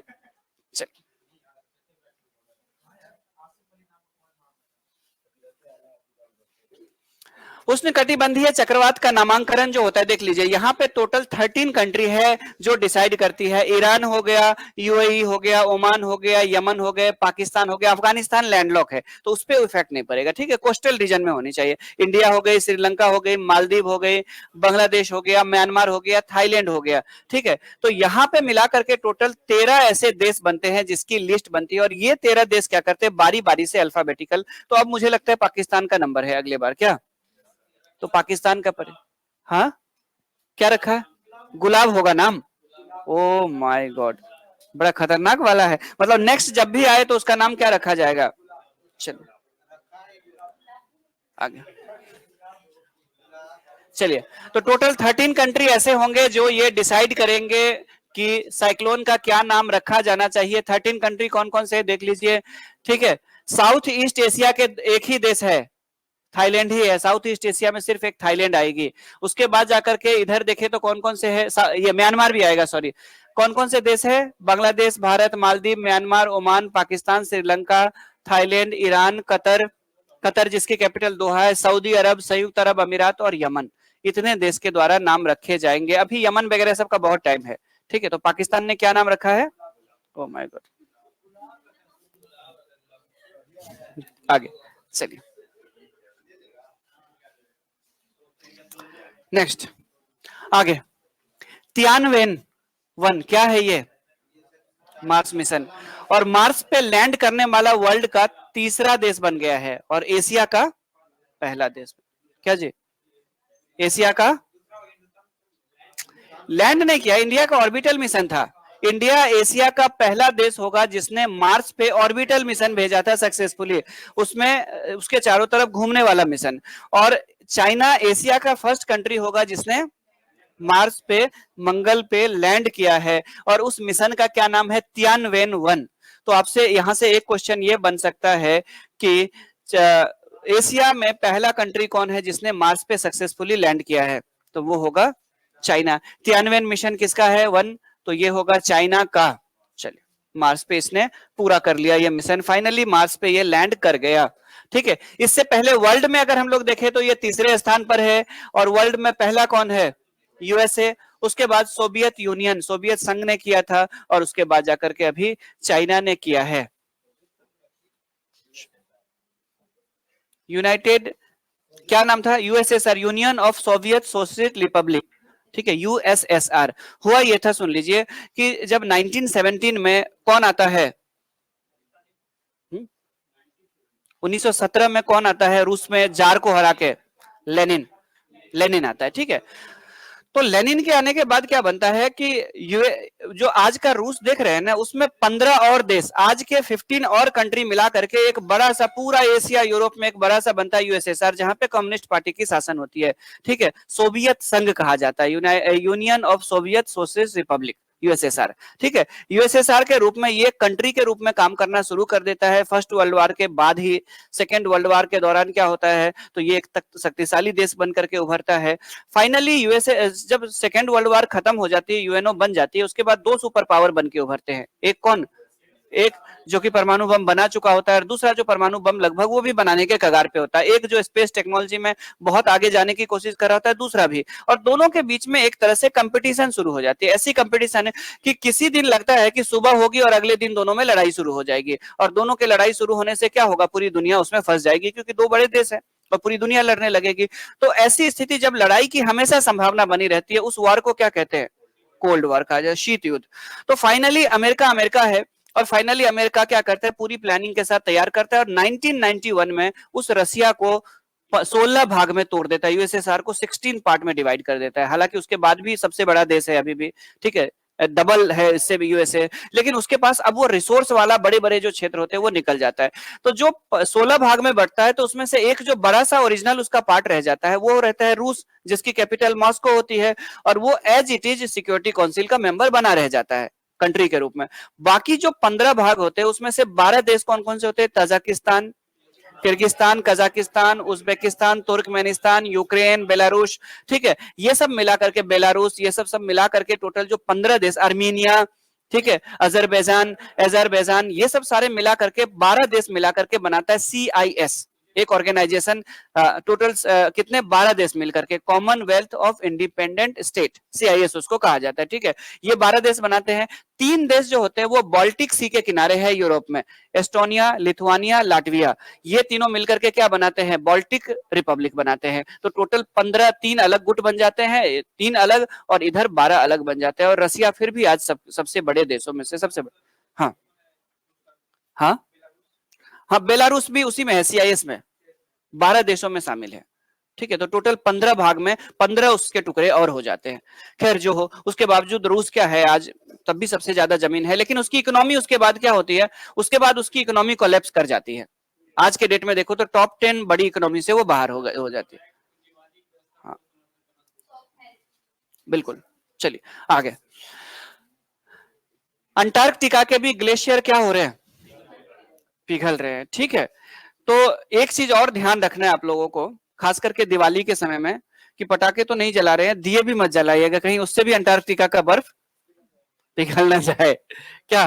तो मेरे कहने का मतलब है कि कुछ लोग एकदम से क्या होते हैं कि उस टाइम पे ज्यादा एक्टिव हो जाते हैं, जो सब दिन सिगरेट पीते हैं उनको भी उस दिन धुआं लगता है दिवाली वाला, क्या। तो ऐसे लोग मतलब रोज पानी बहा रहे हैं ऐसे करके पाइप लेकर के, वो भी दिवाली में ज्ञान देते हैं पानी बचाने का, तो ये सब नहीं करना चाहिए, मतलब ठीक है। और लोग भरे पड़े रहते हैं सोशल मीडिया में, फिर उसके बाद गाली सुनने का काम करते हैं, ठीक है। आगे, बिल्कुल बिल्कुल। तो खैर, तो आइसबर्ग, एक बड़ा सा आइसबर्ग का मतलब होता है कि एक बर्फ का बड़ा सा टुकड़ा जो क्रैक करके समंदर में तैरते रहता है, बर्फ के टुकड़े को, उसी को कहते हैं आइसबर्ग। और A76 आइसबर्ग जो है वो अंटार्कटिका का है, और वो अब तक का दुनिया का सबसे बड़ा आइसबर्ग है, जो टूट करके किस में गिर गया, समंदर में गिर गया। अंटार्कटिका के पास ये टूटा है, और उसके बाद जाकर के ये नॉर्थ की तरफ शिफ्ट हो गया। और इस तरह से इतने बड़े आइसबर्ग का टूटना, ग्लेशियर के टूट करके आइसबर्ग बनना, एक घटना ये है, ये छोटी मोटी घटना नहीं है, बल्कि अगर हम लोग देखें तो ये आपका कई सारे राज्य मिला के हो जाएंगे, बिहार वगैरह सबसे बड़ा है ये, समझ गए। और हाँ बिल्कुल, तो इतना बड़ा अगर क्षेत्र अगर टूट के गिर रहा है, तो इसका मतलब है कि धीरे धीरे अंटार्कटिका में भी टेम्परेचर बढ़ रही है, जो कि किसका संकेत है, ग्लोबल वार्मिंग का। तो A76 पूछा जाएगा क्या है जी, एक आइसबर्ग है जो कि अंटार्कटिका में 4320 वर्ग किलोमीटर, ये कितना हो जाएगा, एक जिला के बराबर होगा या उससे भी बड़ा होगा। हाँ, एक जिला जो बिहार के बड़े जिले हैं, पश्चिमी चंपारण वगैरह सब, उतना क्षेत्रफल में ये होगा आइसबर्ग, ठीक है। आगे, तो विश्व का सबसे बड़ा ग्लेशियर, किस लिए जानते हैं इनको आप लोग, सुंदरलाल बहुगुणा, चिपको मोमेंट, ठीक है। चलिए, तो उत्तराखंड में बाहर के कुछ लोगों के द्वारा उत्तराखंड में जंगलों को काटा जा रहा था, ठीक है। और उत्तराखंड के जो जंगल में रहने वाले लोग होते हैं, जो पहाड़ी लोग होते हैं, उनका जंगलों से बड़ा लगाव होता है, ठीक है। तो इन्होंने इनका विरोध किया और इन्होंने गांधीवादी तरीका अपनाया इन लोगों ने, ये थे और चंडी प्रसाद दत्त, ठीक है, 2 लोग थे और ये दोनों मिलकर के इन्होंने स्थानीय लोगों को मोटिवेट किया कि जो बाहर के जो पेड़ काटे जा रहे हैं सरकार के द्वारा, सरकार की मर्जी से या गलत तरीके से जैसे भी काटे जा रहे हैं, उसका इन्होंने विरोध किया। और ये लोग क्या करते थे, ये लोग पेड़ों से जाकर के चिपक जाते थे कि इन पेड़ों को मत काटो, ठीक है, और ऐसे करके ये सर्कल बना लेते थे। ये अहिंसात्मक आंदोलन था, हिंसा बिल्कुल नहीं करना है, बस शांत से क्या करना है, पेड़ों से जाकर के चिपक जाना है। तो इस आंदोलन के जो सबसे प्रमुख नेता थे, जो गांधी जी के अनुयायी थे, सुंदरलाल बहुगुणा, इनकी कोविड-19 की वजह से मौत हो गई। कब? मई के महीने में, ठीक है, मई के महीने में इनकी मौत हो गई। तो आपसे पूछेगा कि मई 2021 में सुंदरलाल बहुगुणा का निधन हो गया, वो किस आंदोलन से जुड़े थे? चिपको, ठीक है। उसके बाद वो किस क्षेत्र से संबंधित थे, ऐसे पूछेगा, पर्यावरण, फिल्म, खेल, ऐसे करके दे देगा, राइट, ऐसे करके एक ऑप्शन दे देगा। तो पर्यावरण से जुड़ा होगा। किस राज्य के थे? उत्तराखंड के। इनकी मृत्यु की वजह से चिपको आंदोलन चर्चा में आ गया। तो चिपको आंदोलन किस राज्य में हुआ था? उत्तराखंड में हुआ था, ठीक है। तो इतने इंफॉर्मेशन इनसे पूछा जा सकता है। चमोली में 1973 की ये घटना है। चलिए, चाइनीज बच्चे का फोटो देख लीजिए। आप फर्क बताइए, सारे बच्चों में फर्क लग रहा है? देख रहे हैं, चाउमीन खा खा करके, मोमोज खा खा करके आ गया। मतलब फ्राइड मोमोज जो निकल रहा है उसकी कढ़ाई की तरफ देख रहा है ये। हाँ, वही तो। नहीं, वो लोग पहचान जाते होंगे, वो लोग अपना पहचान जाते होंगे। एक का नाम चिंग चोंग होगा, एक का नाम पिंग पोंग होगा। आपको नहीं पता है, फर्क है ना दोनों, ठीक है। आगे, तो 1979 में जब कई सारे ऑर्गेनाइजेशंस ने, कई सारे ग्रुप्स ने ये भविष्यवाणी की थी कि चाइना अगर अपनी पॉपुलेशन को नहीं कंट्रोल करेगा, ठीक है, तो फ्यूचर में चाइना में फूड सिक्योरिटी की दिक्कत होगी और एक्सप्लोजन वाली स्थिति, जनसंख्या के विस्फोट वाली स्थिति होगी।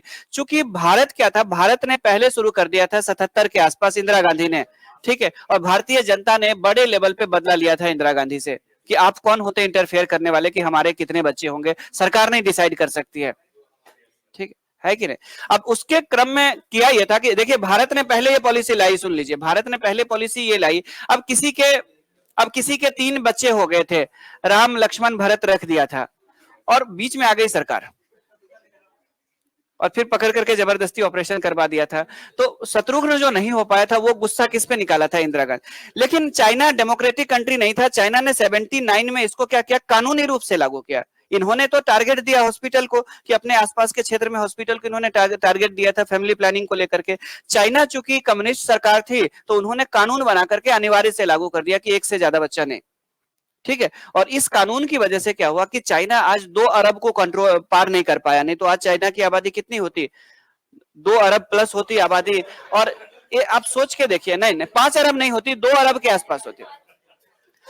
वो जो, सुन लीजिए, देखिए होता क्या है, सुन लीजिए, किसी भी कंट्री में जब ग्रोथ रेट, ठीक है, ग्रोथ रेट और पॉपुलेशन ग्रोथ रेट, ठीक है, पॉपुलेशन की ग्रोथ रेट की वजह से वहां की जीडीपी ग्रोथ रेट जब कम होने लगती है, क्योंकि होता क्या है कि जैसे आपके देश में 5 करोड़ गरीबी रेखा से लोग हैं नीचे, right, below the poverty line, मान के चलिए 5 करोड़ है, मैं एक एग्जांपल दे रहा हूं। और आपने, सरकार ने क्या टारगेट बनाया हुआ है? सरकार ने टारगेट बनाया कि अगले 5 साल में इसमें से हम 20% लोगों को गरीबी से मुक्त कर लेंगे, ठीक है। तो 20% मतलब कितना हो गया? 1 करोड़। अब देखिए क्या है कि आपकी आबादी 1 अरब प्लस है, तो आपकी आबादी जो है वो इस दौरान बढ़ जाएगी, 10 करोड़ और बढ़ जाएगी, क्योंकि पॉपुलेशन कंट्रोल में नहीं है। और 10 करोड़ किस वर्ग में बढ़ती है पता है आपको? ज्यादा तेजी से किस वर्ग में बढ़ती है? गरीब लोगों में। तो इसका मतलब है कि आपने 5 साल में 1 करोड़ को गरीबी रेखा से बाहर किया, 2 करोड़ उसमें और ऐड हो गया। आया समझ में? तो ग्रोथ रेट और उसके बीच में जब कंपटीशन चलने लगती है, जीडीपी ग्रोथ रेट और पॉपुलेशन ग्रोथ रेट में, तो उसमें आपको पॉपुलेशन ग्रोथ रेट को कम करना पड़ता है, तब जाकर के वो उसको ओवरटेक करेगा और तब आपकी ग्रोथ रेट बढ़ेगी, तब पर कैपिटा इनकम बढ़ती है, तब फूड सिक्योरिटी आती है।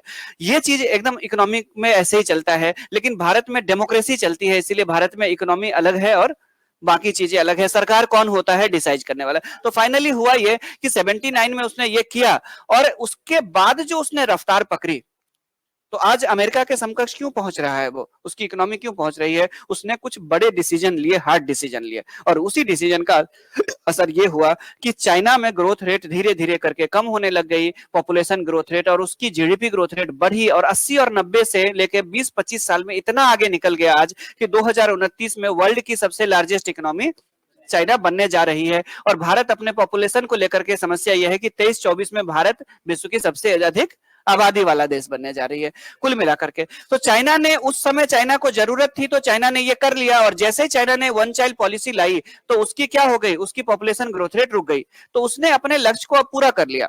अब उसकी स्थिति यह है कि उस देश में कोई भी व्यक्ति ऐसा नहीं है जो 3 बच्चे के बारे में सोचेगा भी नहीं। अगर सरकार ने दे दिया है, 3 बच्चे की पॉलिसी दे दी है कि आप चाहे तो आपके 3 बच्चे हो सकते हैं, लेकिन वहां क्या है कि वहां सब बच्चा स्कूल जा रहा है, हस्बैंड वाइफ दोनों काम कर रहे हैं, नौकरी कर रहे हैं। तो ऐसी स्थिति में अब तो क्या है कि वहां के लोग मेंटली भी अब और सोशली भी एक माहौल बन चुका है। तो भारत में अभी सोशली ऐसा नहीं बना है। भारत में तो अभी भी ये है कि अब दादी की इच्छा रहती है कि एक और पोता हो जाए, नहीं एक और पोता हो जाए, ठीक है, ठीक है, तो वही वाली बात है। चलिए आगे। नहीं ये है ना कि बच्चों में अगर 5-6 साल गैप हो जाता है, जो ये होते हैं हायर मिडिल क्लास या मिडिल क्लास होते हैं, जैसे मिडिल क्लास के शहरों में होता क्या है कि 4-5 साल का गैप होता है, तो 4 साल का अगर बच्चा 3 साल से जब स्कूल जाना शुरू कर देता है प्ले स्कूल में, तो उसके जो स्कूल के बिल आते हैं ना, तो दूसरे बच्चे की प्लानिंग ही नहीं करते हैं, वो बिल ही देख करके। लेकिन गांव में ऐसा नहीं होता है, गैप कम होती है, 1.5-2 साल का गैप होता है, क्योंकि ज्वाइंट फैमिली में बच्चा पल जाता है, ज्वाइंट फैमिली में बच्चा पल जाता है, तो इसकी वजह से उनको एहसास नहीं होता है कि बाद में क्या दिक्कत है। खैर, तो चाइना ने आपसे पूछेगा कि किस देश ने जन्म को लेकर के प्रतिबंध में ढील दी है, 2 बच्चों की वाली नीति को खत्म कर दिया है। अब चाइना में क्या होगा, तीसरा बच्चा। इससे पहले चाइना ने क्या किया था, 1 बच्चे की नीति 79 में अपनाई थी, बाद में उसको 2 बच्चा कर दिया था। अब क्या किया गया है कि कुछ क्षेत्रों में, जैसे कि कोई बच्चा किसी का मान के चलिए कि 2 बच्चा है, उसमें से 1 बच्चा ऐसा है कि बीमार है या फिजिकली पूरी तरह से फिट नहीं है, विकलांग है, या चाइना में कई बार कोई दुर्घटना वगैरह सब हुई थी, तो वो चाहे तो दूसरा बच्चा उनका या तीसरा हो सकता है। चलिए, तो फाइनली चाइना ने क्या किया, 2 बच्चे वाली जो नीति थी उसमें छूट दे दी है, और अब 3 बच्चे की नीति। लेकिन चाइना के ज्यादातर पेरेंट्स 3 बच्चे की तरफ नहीं जाएंगे। तो फाइनली मई में इतने सारे न्यूज थे, मैंने मिथिलेश सर को भेज दिया है, आप लोगों को पीडीएफ मिल जाएगा। अब जून का कर ले, ब्रेक ले ले क्या?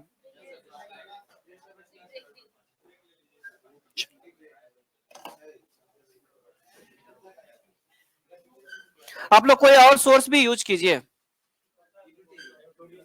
हाँ, एक और सोर्स आप लोग यूज कीजिए, करंट अफेयर्स का कोई भी सोर्स यूज कर लीजिए। हाँ हाँ, और सोर्स एक कोई स्टैंडर्ड मैगजीन ले लीजिए, एडुतरिया का ले लीजिए।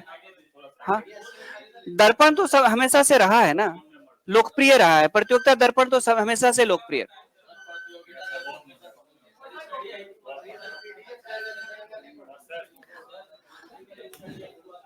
हाँ हाँ, ले सकते हैं।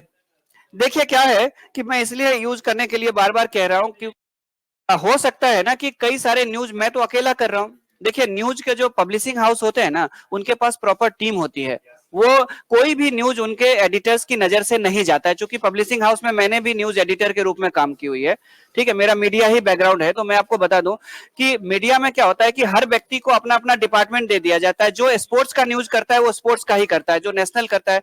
तो ऐसे में कोई भी न्यूज उनसे नहीं छूटता है। लेकिन अभी मैं अकेला काम कर रहा हूं, तो मैं अपने एक्सपीरियंस के आधार पर कह रहा हूं, मैं भी न्यूज एडिटर रहा हूं, तो मैं अपने एक्सपीरियंस पे आधार पे कह रहा हूं कि हो सकता है मुझसे सारे न्यूज छूट जाए, कुछ न्यूज छूट जाए मुझसे, ठीक है। चलिए, हाँ, मैंने प्रिंट मीडिया में काम किया हुआ है, ठीक है। चलो, वेरी गुड, वेरी गुड। चलो ठीक है, बहुत अच्छा नहीं रहा है अनुभव, इसीलिए टीचिंग में आएंगे, आए समझ में। मेरे 2-3 मित्र है अभी मीडिया में जो मेरे साथ थे पढ़ाई लिखाई में, तो बहुत अच्छा अनुभव उनका नहीं रहा है, ठीक है। तो बहुत खुश नहीं है, तो वो मुझे देखते हैं तो ज्यादा खुश होते हैं कि चलिए कम से कम पढ़ा तो रहे, अच्छा काम तो कर रहे हैं, ठीक है। आगे, खैर, चलिए।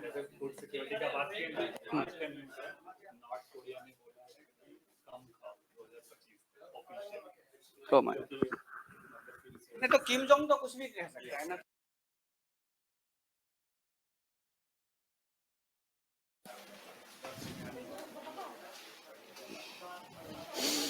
देखिए, टॉपर्स के साथ ये चीज होती है कि कॉपी नहीं करना चाहिए किसी भी टॉपर का, है कि नहीं?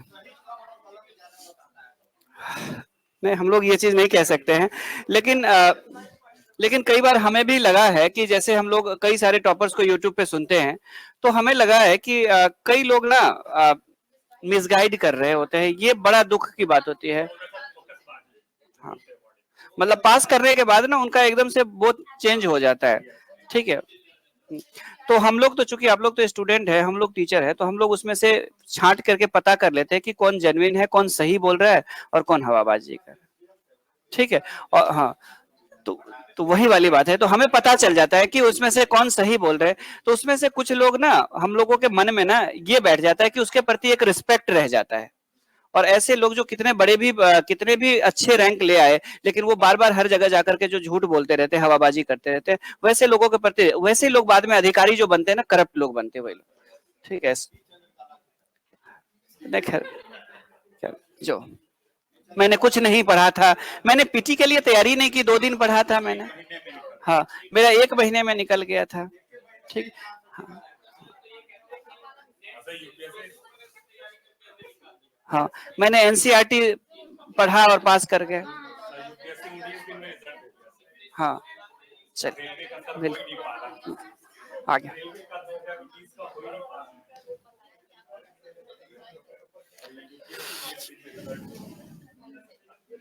मई से मई से थोड़ा सा जून का महीना बेहतर रहा था।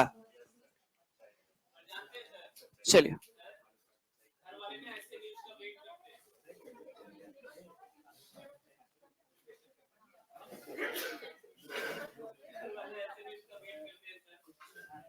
कुछ तो किताब की बड़ी लिस्ट बता देते हैं, कुछ किताब की।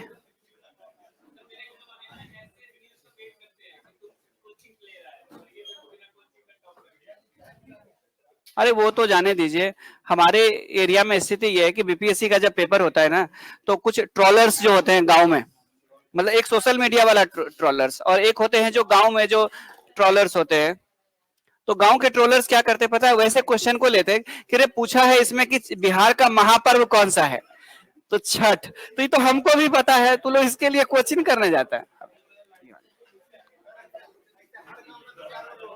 हाँ, चलिए ठीक है। तो ट्रोलर्स वर्ड तो अब आया है, ऐसे ट्रोलर्स आपके गांव में मिलेंगे बहुत सारे। ठीक है, तो होता है ऐसे, मतलब हम आप सब उसी समाज के हैं, सब लोग झेलते हैं ऐसे। ठीक है, मेरे घर के बगल वाले लोग भी, जब तक मैं एक दिन भी मेरी यूट्यूब पे सिंगल क्लास नहीं आई थी, तब तक मेरे घर के बगल के वाले लोग भी मुझे कह रहे थे, या मेरे पिता माता को कह रहे थे कि दिल्ली में मैं ट्यूशन पढ़ाता हूँ, मतलब उनके अकॉर्डिंग, समझ रहे हैं। तो ये वाली हाल है। खैर, तो ऐसे होता है, आप उसी समाज से आते हैं और फिर, लेकिन वो लोग आपके लिए मोटिवेशन का काम करना चाहिए। ऐसे लोगों को गलत साबित करना भी आपका एक वो होना चाहिए, ध्येय होना चाहिए, है कि ना। उससे परेशान नहीं होना चाहिए। चलिए, जरूरत है वैसे आलोचकों की, जब तक आपके आलोचक नहीं होंगे तब तक आप कैसे आगे बढ़ेंगे आगे। चलिए, मतलब जब तक दिल नहीं टूटेगा तब तक आदमी अधिकारी कैसे बने आगे। चलिए, तो दिल टूटना भी जरूरी है आगे। देखिए, दिल कई कारण से टूटते हैं। चलिए, चलिए खैर आगे चलिए। विश्व दुग्ध दिवस, चलिए चलिए होगा, आगे होगी। वर्ल्ड मिल्क डे की अगर मैं बात करूं यहाँ पे, तो 1 जून को मनाया जाता है विश्व दुग्ध दिवस या वर्ल्ड मिल्क डे मनाया जाता है। किसके द्वारा मनाया जाता है? FAO, यूएनओ का एक ऑर्गेनाइजेशन है। कौन सा? Food and agriculture organisation, FAO। कहां पे है इसका हेडक्वार्टर? रोम में। रोम में इसका हेडक्वार्टर है। और 1 जून को मनाया जाता है वर्ल्ड मिल्क डे, विश्व दुग्ध दिवस। यहीं पे 2 से 3 फैक्ट्स और आपको जानना चाहिए। लार्जेस्ट मिल्क प्रोड्यूसिंग कंट्री कौन है? सेकेंड लार्जेस्ट चाइना, और थर्ड पे यूएसए आ गया। ठीक है, थर्ड पे यूएसए है। इंडिया में मिल्क के प्रोडक्शन को बढ़ाने के लिए कौन सा लाया गया था रिवॉल्यूशन? कौन सी क्रांति? श्वेत क्रांति। कौन से साइंटिस्ट रिलेटेड थे उनसे? डॉक्टर। 26 नवंबर को हम लोग क्या मनाते हैं? इंडिया में मिल्क डे मनाते हैं, नेशनल मिल्क डे 26 नवंबर, और वर्ल्ड मिल्क डे 1 जून। चलिए, वेरी गुड। नेक्स्ट, त्यांग हंग पर्वतारोही है ये, और माउंट एवरेस्ट में सबसे तेज गति से चढ़ने का महिला का रिकॉर्ड इसने बनाया है। सबसे कम समय में माउंट एवरेस्ट पे को फतेह करने वाली कौन सी है? टी टी ये होगा, सॉरी, टी साइलेंट होता है, ठीक है।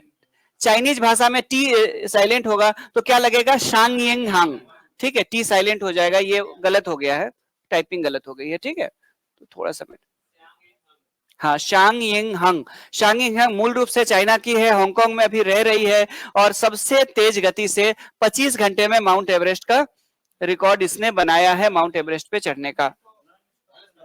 हाँ बिल्कुल नॉन स्टॉप। चलिए, नहीं डाक बम भी तो 24 घंटे में 110 किलोमीटर तय करते हैं ना। 110, थैंक यू। तो 110 किलोमीटर कम थोड़े हुआ जी, 110 किलोमीटर है ना बाबा धाम। कहां से? 108 किलोमीटर। अच्छा, 110 मुझे याद था। चलिए, अरुण मिश्रा, जस्टिस अरुण मिश्रा क्यों चर्चा में रहे? मानवाधिकार आयोग के अध्यक्ष बने हैं, ह्यूमन राइट कमीशन के अध्यक्ष बनाए गए हैं। चलिए, राष्ट्रीय मानवाधिकार आयोग के बारे में जान लीजिए, नेशनल ह्यूमन राइट कमीशन के बारे में जान लीजिए क्या क्या है, ठीक है। वैधानिक संस्था है, स्टेचुअरी बॉडी है, कॉन्स्टिट्यूशनल नहीं है ये, ठीक है, संविधान में इनका उल्लेख नहीं किया गया है। ये एक्ट के तहत बनाई गई है, 1993 में एक एक्ट के तहत इसे बनाया गया था। ये इलेक्शन कमीशन की तरह ये नहीं है, संवैधानिक नहीं है ये, ठीक है। वैधानिक दर्जा इनको मिला हुआ है। किनको बनाया गया है अभी उनका अध्यक्ष? अरुण मिश्रा। तो मिश्रा जी बने हैं मानवाधिकार आयोग के अध्यक्ष। चलिए नेक्स्ट, सस्टेनेबल डेवलपमेंट गोल, सतत विकास लक्ष्य, ठीक है। सस्टेनेबल डेवलपमेंट गोल की अगर मैं बात करूं तो सतत विकास लक्ष्य का जो जारी किया गया, 3 जून को जारी किया गया है इंडेक्स, ठीक है। तीसरा संस्करण इसका जारी किया गया है, कितने तारीख को? 3 जून को। इसमें देख लीजिए क्या क्या स्थिति है, इस रिपोर्ट में क्या क्या कहा गया है, देख लीजिए। नंबर 1 पे कौन सा स्टेट है और सबसे नीचे? ठीक है, बिहार सरकार हर बार बीपीएससी का आयोजन इसलिए करती है कि हमें वो अधिकारी मिले जो दोबारा बिहार आए और फिर बिहार को ऊपर, बिहार को ले जाए ऊपर। लेकिन दुर्भाग्य की बात यह है कि बिहार अभी भी, ठीक है। तो 75 स्कोर के साथ केरल सबसे ऊपर है और सबसे नीचे बिहार है, आपका राज्य सबसे नीचे, राज्यों के में सबसे नीचे बिहार है सस्टेनेबल डेवलपमेंट गोल के मामले में। इंडोनेशिया नाम का एक कंट्री है जिसमें एक आइलैंड है जावा, एक तो सुमात्रा है बड़ा सा आइलैंड और एक है जावा नाम का आइलैंड। ये मैं दिखा देता हूं नक्शे पे, यहाँ पे होगा, ठीक है, ये रहा, देखिए, ये है सुमात्रा और ये है जावा, ठीक है, ये है कौन सा? जावा। और इसी जावा में यहाँ पे है माउंट मेरापी, इस जगह पे है मेरापी, और ये दुनिया के सबसे एक्टिव वोल्केनो में से एक है, सबसे सक्रिय ज्वालामुखी से एक है। पिछले 500 साल से लगातार रुक रुक करके लावा निकल रही है उसमें, ठीक है। तो ये एक मेरापी क्या होगा, एक एक्टिव वोल्केनो होगी, जावा आइलैंड इंडोनेशिया में है और ये फिर लगातार क्या निकल रही है, इससे लावा लगातार निकल रही है। इंडिया में कौन सी एक्टिव वोल्केनो है जो पूरे इंडिया का एकमात्र है? बैरन आइलैंड। तो बैरन आइलैंड कहां पे है? अंडमान में, अंडमान में यहाँ पे है बैरन आइलैंड, एक्टिव वोल्केनो है। चलिए, वेरी गुड। सक्रिय ज्वालामुखी का मतलब होता है constantly eject lava gas and ashes, मतलब लगातार निरंतर रूप से लावा गैस और राख उसमें से निकलती रहती है, उसको क्या कहते हैं? एक्टिव वोल्केनो कहते हैं। जैसे स्ट्रोम्बोली, स्ट्रोम्बोली कहां पे है? हाँ, इटली में, वहां पे पड़ता है, मेडिटेरेनियन सी में। Very good. चलिए, अब भारत की जीडीपी वृद्धि दर का ये जो खेला चल रहा है, कभी वर्ल्ड बैंक, कभी आईएमएफ, कभी अनुमान घटा देता है, कभी बढ़ा देता है, तो ये खेला निरंतर जारी है। तो आपको कहीं ना कहीं आयोग से पूछने की संभावना बनेगी और इसीलिए इसको बार बार इस रिपोर्ट को देखते रहिएगा कि किसने कितने विकास दर का अनुमान लगाया है भारत को लेकर के। हाँ, पोस्ट कोविड जो है, पोस्ट कोविड 19 के बाद जैसे जैसे दुनिया अनलॉक हो रही है, भारत को बहुत ज्यादा नुकसान हुआ था, कई सारे देशों के। सबसे ज्यादा जीडीपी किसका गिरा था, निगेटिव हुआ था? सिंगापुर का। परसेंट में सबसे ज्यादा सिंगापुर का हुआ था, 43% के आसपास गिर गया था, राइट। अगर हम लोग बात करें तो उसके बाद से 2020 जान बचाने वाला वर्ष था, 2021 फिर से जीडीपी ग्रोथ को, जिसके पास पोटेंशियल है वो आगे लेके जाएगा देश को, राइट। तो ऐसी स्थिति में भारत एक बड़ी इकोनॉमी है, भारत और चाइना दोनों पे नजर है कि कितना तेजी से रिकवरी करता है, क्योंकि इनके डेवलपमेंट पे बाकी दुनिया की भी निर्भर करेगी डेवलपमेंट, राइट। ये बड़ी बड़ी इकोनॉमी है, तो बड़ी बड़ी इकोनॉमी, अगर पाकिस्तान से तो कोई फर्क पड़ता नहीं है, ठीक है, उससे कोई फर्क नहीं पड़ना है, उसकी इकोनॉमी बढ़े नहीं बढ़े दुनिया को कोई फर्क नहीं पड़ने वाला है, लेकिन भारत से पड़ता है फर्क, क्योंकि भारत में विदेशों की इन्वेस्टर्स की इन्वेस्टमेंट लगी हुई है, भारतीय लोग भी विदेश में काम कर रहे हैं, बहुत सारी चीजें जुड़ी हुई है, राइट।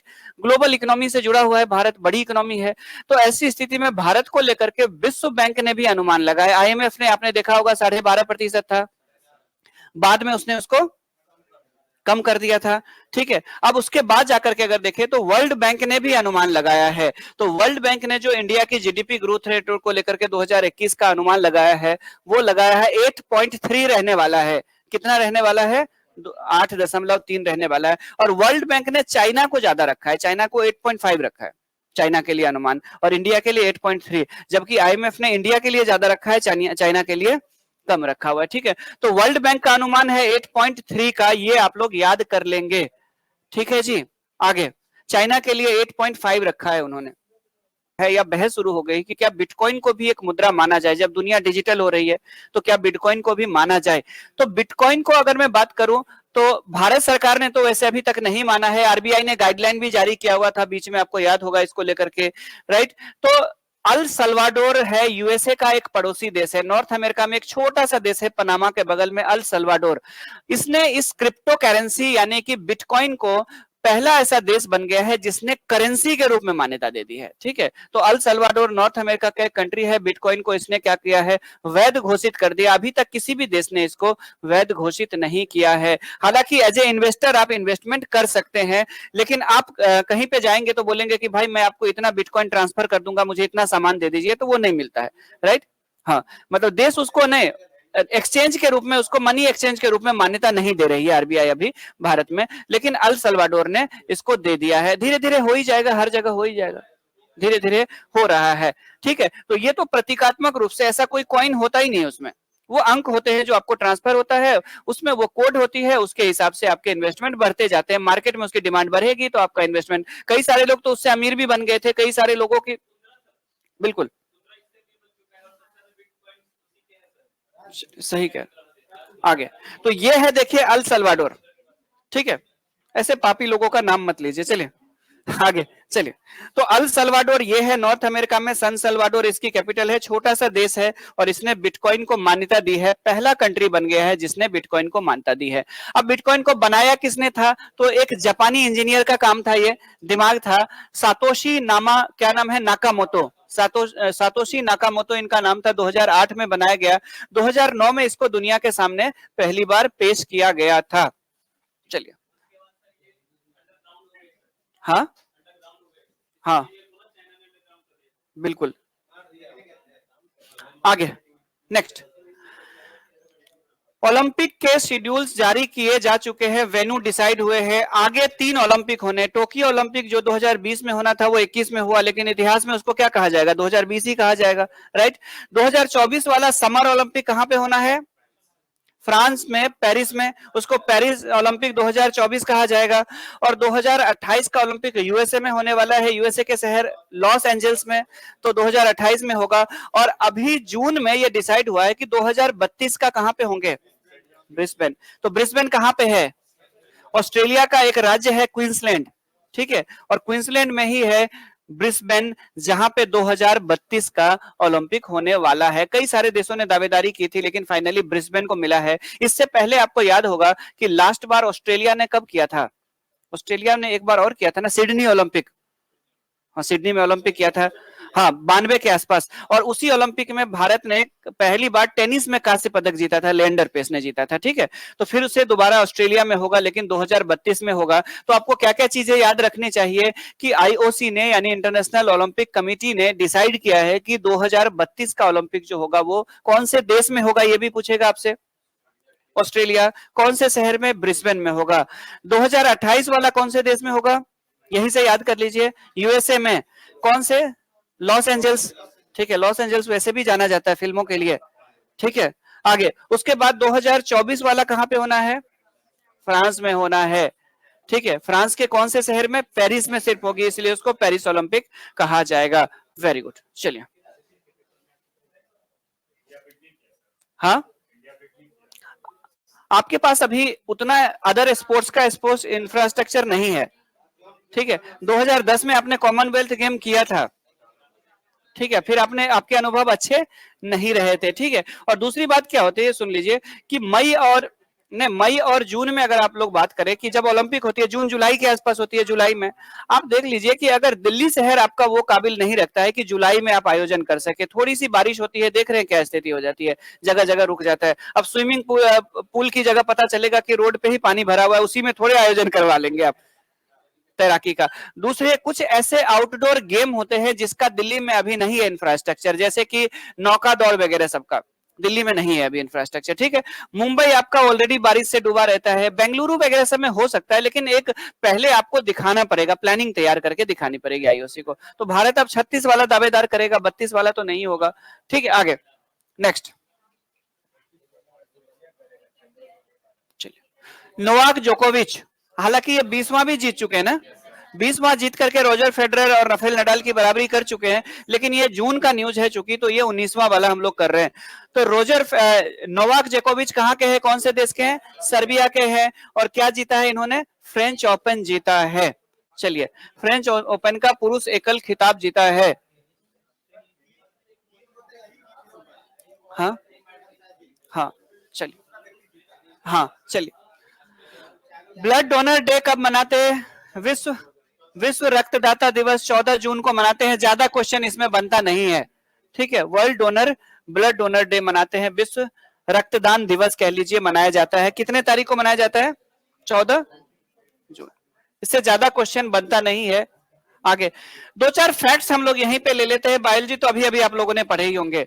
कौन सा होता है, कौन कौन से ग्रुप होते हैं ब्लड के, और क्यों मनाते हैं 14 जून को, पता है क्यों मनाया जाता है, जिस साइंटिस्ट ने, अब सुन लीजिए, जिस साइंटिस्ट ने सबसे पहले ब्लड ग्रुप को डिफाइन किया था, एक्सप्लेन किया था, और उन्हीं के जन्मदिन के याद में मनाया जाता है, ठीक। यूनिवर्सल डोनर कौन होते हैं, और acceptor, A B, very good. बाकी आप लोग अभी एंटीजन एंटीबॉडी सब पढ़ा होगा, शाम को क्लास चल ही रही है, आप लोग की खूब याद कर लिया होगा। अच्छा, वही चल रहा है।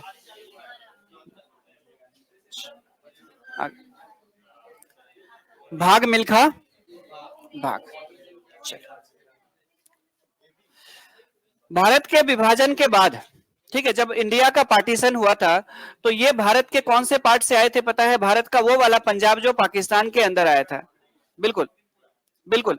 तो पाकिस्तान के उस भाग, जो पाकिस्तान के हिस्से में पंजाब आया था, वहां से ये थे मूल रूप से। विभाजन को इन्होंने भी झेला था। अब बातचीत कर रहे हैं आप लोग, ठीक है।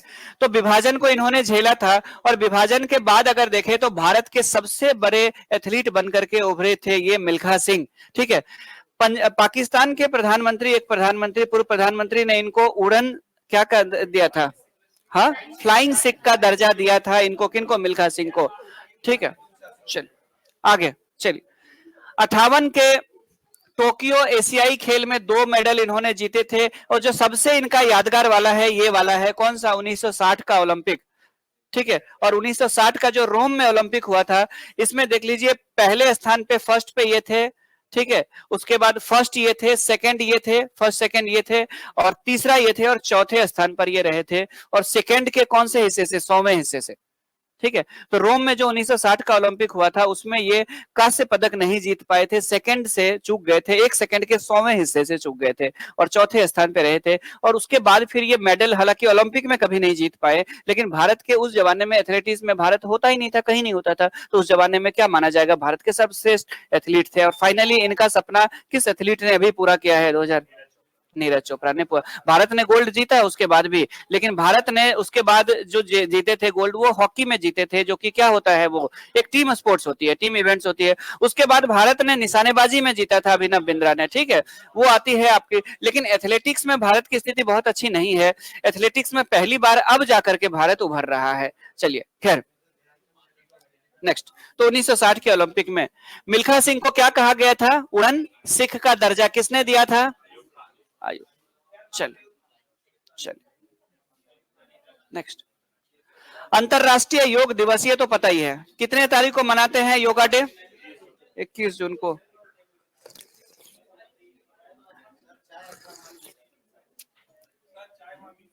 हाँ,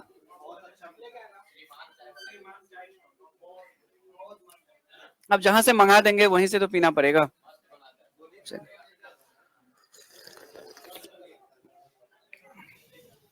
चलिए। मतलब इतना भी नहीं होना चाहिए टेक्नोलॉजी को सर पे हावी कि चाय भी ऑनलाइन मंगा रहे हैं।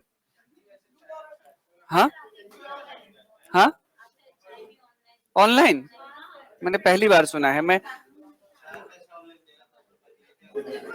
नहीं, मिनिमम ऑर्डर होता है।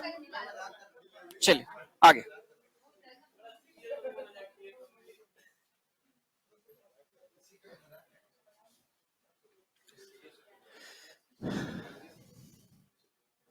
अंतरराष्ट्रीय योग दिवस, इंटरनेशनल योगा डे कितने तारीख को मनाते हैं? 21।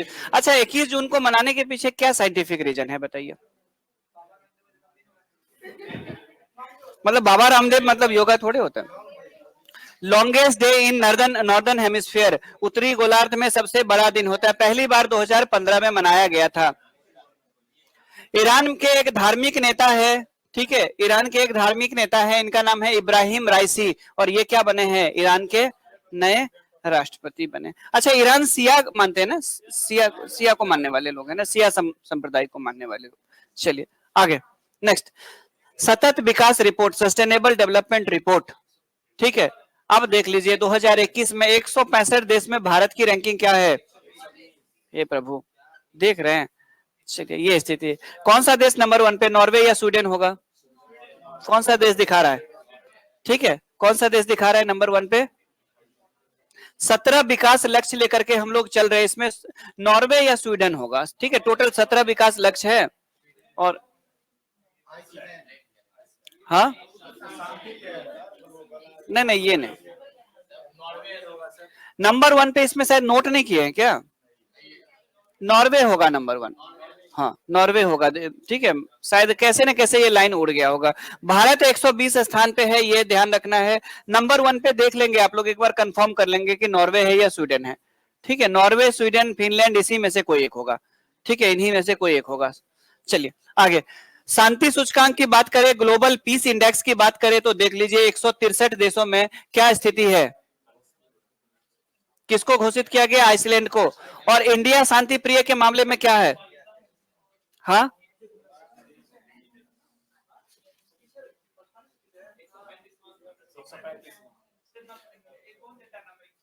हाँ, देखिए, यूएसए या वेस्टर्न कंट्री में कुछ लोगों की ग्रुप होती है जो बैठते हैं वहां पे, और वहीं से बैठ करके क्या करते हैं, डिसाइड कर लेते हैं कि फिनलैंड है। अच्छा अच्छा, वर्ल्ड वाले में किसमें? सस्टेनेबल डेवलपमेंट में। देखिए, सस्टेनेबल जो डेवलपमेंट है ना, उसका एक गोल, वो लक्ष्य निर्धारित किया गया। 17 टोटल लक्ष्य है, 17 लक्ष्य है टोटल, कि सभी को स्वच्छ पानी पहुंचाना है, साफ पानी पहुंचाना है, सभी को स्वास्थ्य। और 2030 के लिए, जैसे मिलेनियम डेवलपमेंट गोल था 2020 तक का, तो 2030 तक का क्या है? सतत विकास का लक्ष्य है। 17 लक्ष्य निर्धारित किए गए। शायद उसमें से मुझे लगता है कि आईएएस में तो पूछता भी है, आईएएस में तो एक एक लक्ष्य याद करने पड़ते हैं, बीपीएससी में खैर नहीं याद करना है आप लोगों को। तो यहाँ पे अगर हम लोग देखें तो भारत की रैंकिंग उसमें क्या थी? सतत विकास में 120 थे, और उसके बाद जाकर के इस वाले में, शांति वाले में, पीस वाले में 135वें स्थान पे है। ज्यादातर चीजें जो रिपोर्ट होती है ना, वो रिपोर्ट जो इंडियन मीडिया में चीजें पब्लिश होती है, उसको देख करके वहां पे बना लिया जाता है। बैठ करके वेस्टर्न कंट्री में कुछ लोग बैठ करके इंडिया की रैंकिंग को खराब कर देते हैं, क्योंकि इंडिया में कुछ न्यूज चैनल क्या करते हैं, अपने ही देश की इमेज को खराब करते हैं। और हाँ, और वो वहां पे उसी को के आधार पे कि पूरे भारत में डर का ही माहौल बना दिया जाता है। ऐसा है नहीं, हम लोग एक मैच्योर डेमोक्रेसी है। आपने देखा होगा कि अमेरिका में भी राष्ट्रपति चुनाव हुए थे और बिहार में भी चुनाव हुआ था। बिहार चुनाव शांतिपूर्ण हुआ था और अमेरिका के चुनाव में हिंसा हुई थी, और तभी रिपोर्ट हमारी खराब आती है। क्या दोनों हुए थे कि नहीं? याद होगा, बिहार चुनाव शांतिपूर्ण हुआ था और वहां पे ट्रंप ने बवाल किया था, हिंसा भी हुई थी वहां पे। तो तब भी डेमोक्रेसी वाली जो रैंकिंग बनेगी उसमें हमारा खराब होगा। खैर, तो भारत 135वें स्थान पे है। आइसलैंड दुनिया का सबसे शांति प्रिय देश है, इसलिए माना जाता है क्योंकि वहां पे पुलिस वगैरह सबकी भी जरूरत नहीं पड़ती है, वहां के लोग क्राइम वगैरह सब नहीं करते। खैर, ये बिहार का न्यूज था, इसलिए मैंने यहाँ पे ले लिया। मुख्यमंत्री उद्यमी योजना, जिसमें एससी एसटी कैटेगरी और ओबीसी के कैटेगरी लोगों को 10 लाख रुपया तक सरकार के द्वारा क्या दिया जा सकता है? लोन दिया जाएगा, जिसमें से 5 लाख तो मुझे लगता है माफ भी है। ठीक है, 5 लाख। हाँ, खैर वो तो राज्य सरकार की चीजें, ये चीज हम लोग, तो कितने लाख तक राज्य सरकार द्वारा दिया जा सकता है मुख्यमंत्री? 10 लाख रुपया, जिसमें 10 लाख रुपए की राशि में से 5 लाख राशि अनुदान के रूप में और 5 लाख राशि लोन के रूप में मिलेगा अगर कोई युवा उद्यमी, चलिए कोई युवा उद्यमी अगर, चलिए कोई युवा उद्यमी अगर अपना उद्योग लगाना चाहे, कोई बिजनेस करना चाहे, तो बिहार सरकार तरफ से 10 लाख दिया जा सकता है। चलिए आगे, जमशेद जी टाटा दोबारा क्यों चर्चा में आए? इस सदी के, पिछली सदी के सबसे बड़े दानवीर की सूची दुनिया में जब काउंट किया गया, कि देखा गया कि अभी तक दुनिया में सबसे ज्यादा दान किस व्यक्ति ने किया है, तो जमशेद नहीं, बिल गेट्स को पीछे कर दिया इन्होंने, और उनको भी पीछे छोड़ दिया है इन्होंने।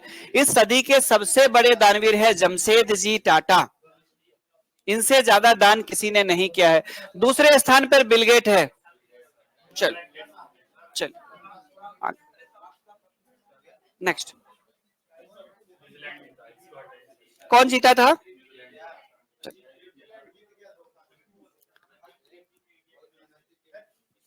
तो जो ओडीआई होती है, वनडे इंटरनेशनल क्रिकेट या T20, उसका तो वर्ल्ड कप होता है, लेकिन जो टेस्ट होती है उसमें क्या होता है? देखिए, दो देशों के बीच में जो टेस्ट सीरीज होती थी, तो उसमें दोनों में से एक तो या तो विनर होता था या ड्रॉ होती थी। ऐसी स्थिति में पता ये नहीं चलता था कि वर्ल्ड में सबसे ताकतवर टीम कौन सी है टेस्ट क्रिकेट की, ठीक है। वो तो रैंकिंग अलग अलग बनेगी, जैसे भारत बांग्लादेश को बुला ले, 5 मैच खिलवा ले, तो भारत का फिर से रैंकिंग नंबर 1, ठीक है। तो वो रैंकिंग नहीं, आईसीसी के द्वारा क्या किया जाता है कि 3 साल पहले, लगभग 2.5-3 साल पहले एक प्रक्रिया शुरू कर दी जाती है। जैसे इस टेस्ट चैंपियनशिप के बाद वो प्रक्रिया फिर से शुरू हो जाएगी, वर्ल्ड टेस्ट चैंपियनशिप। इसमें क्या होगा कि हर देश को हराने के बाद कुछ ना कुछ अंक मिलेंगे, ठीक है, और वो सारे मार्क्स जो है उसके पॉइंट काउंट होते चले जाएंगे। और उसके बाद क्या होगा कि 2 साल के बाद जाकर के, फिर 2 से 3 साल के बाद क्या होता है कि एक चैंपियनशिप होगी, और उसमें जो सबसे टॉप पे दोनों टीम होगी, उन दोनों के बीच फाइनल होगी, और उसमें से चुना जाएगा कि वर्ल्ड में टेस्ट का कौन चैंपियन है। क्योंकि सब देश से खेल रही है, 2-2 देशों के साथ हो रहा है, कोई घरेलू मैच खेल रही है, कोई दूसरे देश में, और फाइनली तो दो जो टॉप टीम थी उस समय, जो 2 टॉप टीम थी रैंकिंग में, वो थी इंडिया और न्यूजीलैंड। इंडिया नंबर 1 पे थी, फिर न्यूजीलैंड आ गया था, फिर न्यूजीलैंड बाद में नंबर 1 बन गया था। तो ये जो टॉप 2 टीम थी, उनके बीच में क्या हुआ, टेस्ट चैंपियनशिप हुई, और इसमें विराट कोहली के नेतृत्व में भारत क्या हुआ, हार गई न्यूजीलैंड के साथ। और इस तरह से वर्ल्ड टेस्ट चैंपियनशिप किसने जीता था? न्यूजीलैंड ने जीता था। न्यूजीलैंड के कैप्टन कौन थे? Kane Williamson. चलिए, और भारत की तरफ से कप्तान कौन थे? चलिए, विराट कोहली। तो पहली बार ऐसा वर्ल्ड टेस्ट चैंपियनशिप हुई है। गोवा ने रेबीज से मुक्ति की दिशा में काम किया है, और पूरी तरह से रेबीज फ्री स्टेट बन गया है। रेबीज क्या होता है? कुत्ता। चमगादड़ भी होता है, चमगादड़ के भी काटने से हो सकता है, ठीक है। तो देख लीजिए, पूरी टीम है, प्रॉपर काम कर रही है। आगे, तो गोवा के मुख्यमंत्री प्रमोद सावंत ने यह घोषणा की है कि गोवा पूरी तरह से क्या हो गया है, रेबीज मुक्त राज्य बन चुका है। आगे, रेबीज होता क्या है, देख लीजिए, कौन सा वायरस से होती है? लीसा वायरस से। ये फोटोग्राफ देख लीजिए, आपको पता चल जाएगा कौन कौन से जानवर के काटने से हो सकती है। डॉग, वुल्फ के काटने से, फॉक्स के काटने से हो सकती है, बैट वगैरह सब में भी, इसमें भी पाया जाता है रेबीज का वायरस। ये किस पे अटैक करती है, कौन से सिस्टम पे? नर्वस सिस्टम पे अटैक करती है, दिमाग पे अटैक करती है, और उसके बाद व्यक्ति को क्या होता है, पानी वगैरह सबसे भी डर लगने लगता है ना, ठीक है, बिल्कुल। और उसके बाद जाकर के फाइनली क्या हो जाता है? चल, हाँ, हाइड्रोफोबिया हो जाता है। तो ये पूरी की पूरी फोटो उसी से रिलेटेड है, ठीक है। आगे, हाँ, देखिए, कुत्ता जो होता है वो वाहक होता है इसका। कुत्ता जो होता है वो वाहक होता है, तो कुत्ते को अगर इंजेक्शन दी जाती है तो फिर उसे नहीं होगा, और कुत्ते को नहीं होगा तो फिर किसी को काटेगा भी तो नहीं होगा।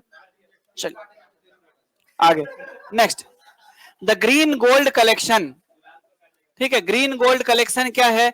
बांस मिशन के तहत सरकार के द्वारा एक विंडो बनाई गई है, एक पोर्टल तैयार किया गया, जिसमें बांस मिशन, आपको पता होगा सरकार ने बजट में घोषणा की थी, केंद्र सरकार ने, नॉर्थ ईस्ट के बांस को बढ़ावा देने के लिए, और उसके तहत ये जो एक पोर्टल बनाई गई जिसमें बांस से बनने वाले प्रोडक्ट को बेचा जाएगा, और इसका नाम दिया गया है द ग्रीन गोल्ड कलेक्शन। ठीक है, ये इससे ज्यादा कुछ नहीं बनेगा। इन्वायरमेंट डे क्यों मनाते हैं हम लोग? कितने तारीख को मनाते हैं? 5 जून को। 72 में कुछ हुआ था? 1972 में क्या हुआ था? यूनाइटेड नेशन की लीडरशिप में वर्ल्ड के सभी कंट्रियों ने क्या किया था? एनवायरनमेंट को लेकर के पहली मीटिंग की थी, और उसी सबमिट के बाद से 5 जून को हम लोगों ने क्या किया? विश्व पर्यावरण दिवस या वर्ल्ड एनवायरनमेंट डे मनाने का फैसला किया 72 में, राइट, पहली बार। और 72 का जब 20 ईयर पूरा हो गया, तो फिर 1992 में रियो डी जेनेरियो ब्राजील में हम लोगों ने क्या किया? अर्थ समिट किया था।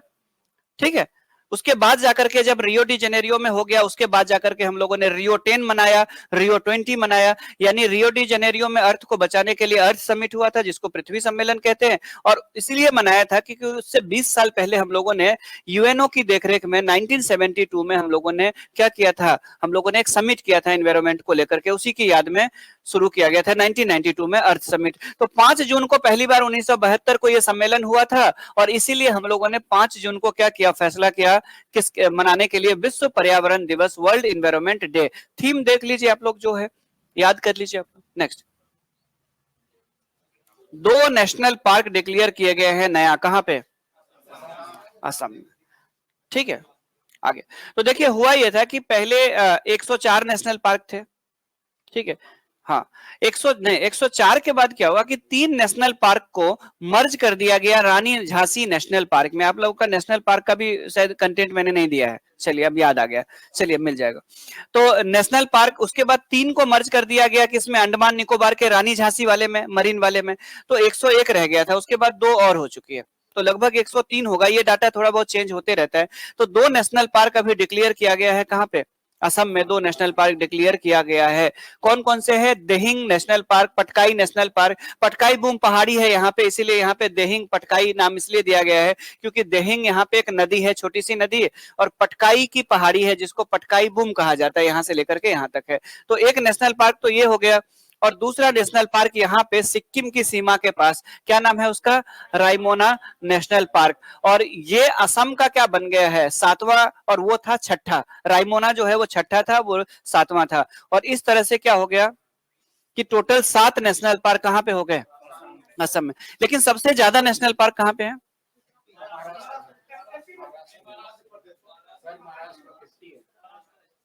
50 कहां से? मध्य प्रदेश में अभी तक 12 हो चुका है। ठीक है, तो मध्य प्रदेश सबसे ज्यादा होंगे। पहले 9 थे एमपी और किसमें? अंडमान निकोबार में, लेकिन अंडमान निकोबार में कम हो गया और मध्य प्रदेश में बढ़ गया। तो मध्य प्रदेश में सबसे ज्यादा नेशनल पार्क होंगे, 12 होंगे। असम में 7 हो चुका है, असम तीसरे स्थान पे आ चुका है सबसे ज्यादा नेशनल पार्क के मामले। ठीक है, मध्य प्रदेश सबसे ज्यादा, फिर अंडमान निकोबार और फिर असम। नेक्स्ट,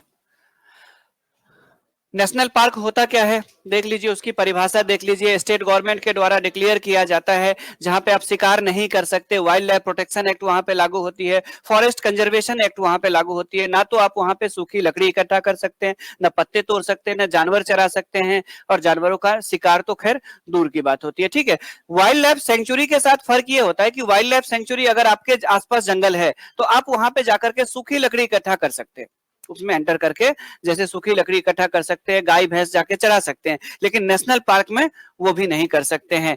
खैर,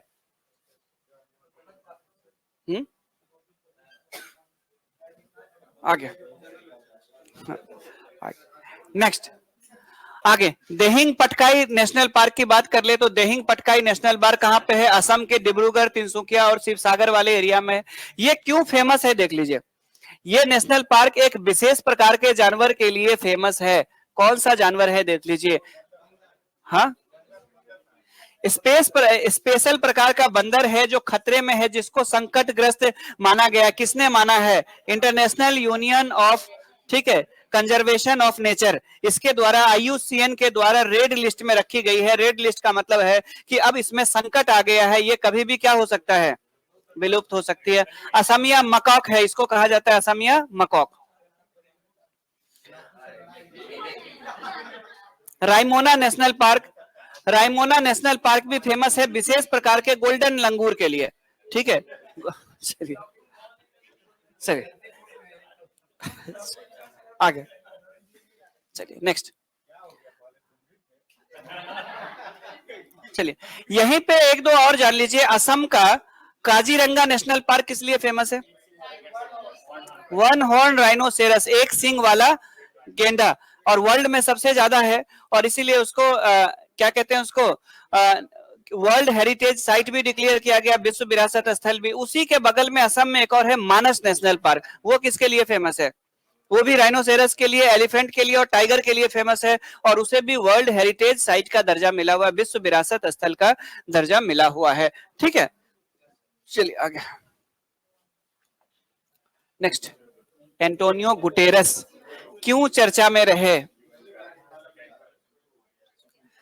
यूएनओ के सेक्रेटरी जनरल है, ठीक है, और दोबारा चुनाव नहीं कराने का फैसला किया गया, और इन्हीं को दोबारा 2026 तक के लिए मान लिया गया है कि यही रहेंगे, एंटोनियो गुटेरस ही क्या रहेंगे, यूएनओ के सेक्रेटरी जनरल यानी संयुक्त राष्ट्र के महासचिव रहेंगे। कौन से देश के हैं? पुर्तगाल के हैं ये, ठीक है, पुर्तगाल। इनसे पहले कौन थे? इनसे पहले साउथ कोरिया के थे ना, वान की मून थे ना, वान की मून थे, हाँ वान की मून थे, साउथ कोरिया के थे। तो एंटोनियो गुटेरेस है अब ये, और ये 2026 तक बने रहेंगे, तो नया डाटा आप लोगों को याद नहीं करना पड़ेगा।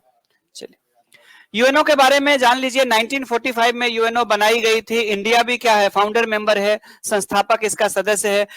अभी इसके कितने करंट में इसके मेंबर है? 193, एकदम लेटेस्ट है डाटा, इसीलिए मैंने ये करवा दिया आप लोगों को।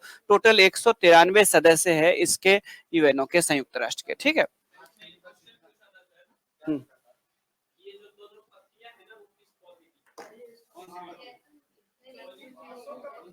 हाँ ऑलिव का है क्या? हाँ हाँ वही तो ऑलिव ही होता है ना, ऑलिव। हाँ तो ऑलिव का ही तो है।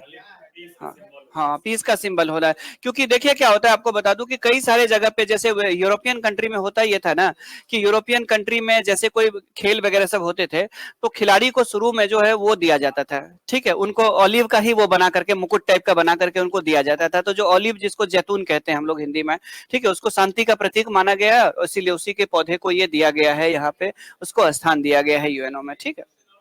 हाँ हाँ हाँ कौन सा?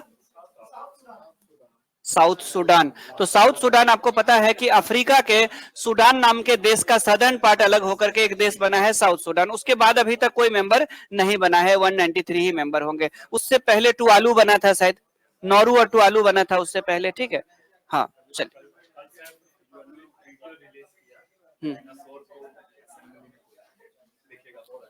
अच्छा चलिए, तो फाइनली ये हो गया आपका कौन सा, जून 2021 आपका पूरा हो गया, ठीक है, जून 2021 आपका पूरा हो गया।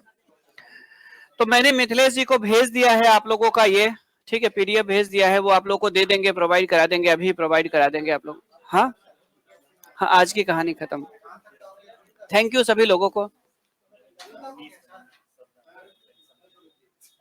अच्छा क्या क्या कुछ लिख रहे हैं कुछ स्टूडेंट, आस्था के लोगों में भी यूएनओ वाला है। अच्छा आस्था इसके लोगों में भी ऐसा है क्या? हाँ अच्छा, मतलब हम लोगों ने लोगों आज तक ध्यान से नहीं देखा। अच्छा एक दो आप लोगों के वो भी लेता, जेपीएससी ह्यूमन राइट से क्वेश्चन पूछा था। अच्छा जेपीएससी में ह्यूमन राइट से क्वेश्चन आ चुका है। आगे उसके बाद 21 जून को सबसे बड़ा दिन होता है, बिल्कुल प्रभात जी। आगे उसके बाद जाकर के नेक्स्ट इंडिया न्यूजीलैंड। अच्छा इंडिया न्यूजीलैंड का मैच का कर रहे हैं कल का, चलिए। अच्छा पीडीएफ में फोटो भी ऐड कर दे, सूरज कुमार मिश्रा कह रहे हैं। आगे चलिए, इतनी जल्दी खत्म, देखिए प्रीति है क्या कि ज्यादा वो है नहीं, न्यूज है नहीं, मई जून में ज्यादा न्यूज थे नहीं, और इसीलिए जल्दी खत्म हो गया। जुलाई अगस्त से न्यूज थोड़ा सा और बढ़ेगा। देखिए अप्रैल मार्च, फरवरी मार्च अप्रैल के आसपास बिल्कुल भी न्यूज नहीं है। आप लोगों के सबसे बड़े इवेंट होंगे जब अगस्त सितंबर में वो आएगा, ओलंपिक आएगा, तो वहां से आप लोगों के न्यूज बनने शुरू हो जाएंगे। तो न्यूज संजोग से 2021 में कम है, तो आप ही लोग के लिए फायदेमंद है। न्यूज कम है तो स्कोप कम है पूछने। चलिए, बुक एंड ऑथर पूछता है। अच्छा, बुक एंड ऑथर की मैं लिस्ट करवा दूंगा, ठीक है। बुक एंड ऑथर की लिस्ट करवा दूंगा कि कौन कौन से बुक पब्लिश हुई है कोविड-19 के दौरान। सबमिट तो हुए ही नहीं, सब तो वेबिनार हुआ है। तो अभी वाला सबमिट तो इस महीने में करेंगे ना हम लोग, ठीक है। वेबिनार ही ज्यादातर हुए, तो वेबिनार में तो सब अपने अपने कंट्री से जुड़े हुए थे। हाँ, अवार्ड्स भी करा देंगे। जो जो अवार्ड्स अगर आएगा, ज्यादातर अवार्ड्स तो आप लोग देखेंगे तो विंटर सीजन के आसपास मिलने शुरू होते हैं ना, तो करवा देंगे, अवार्ड्स भी करवा देंगे। ठीक,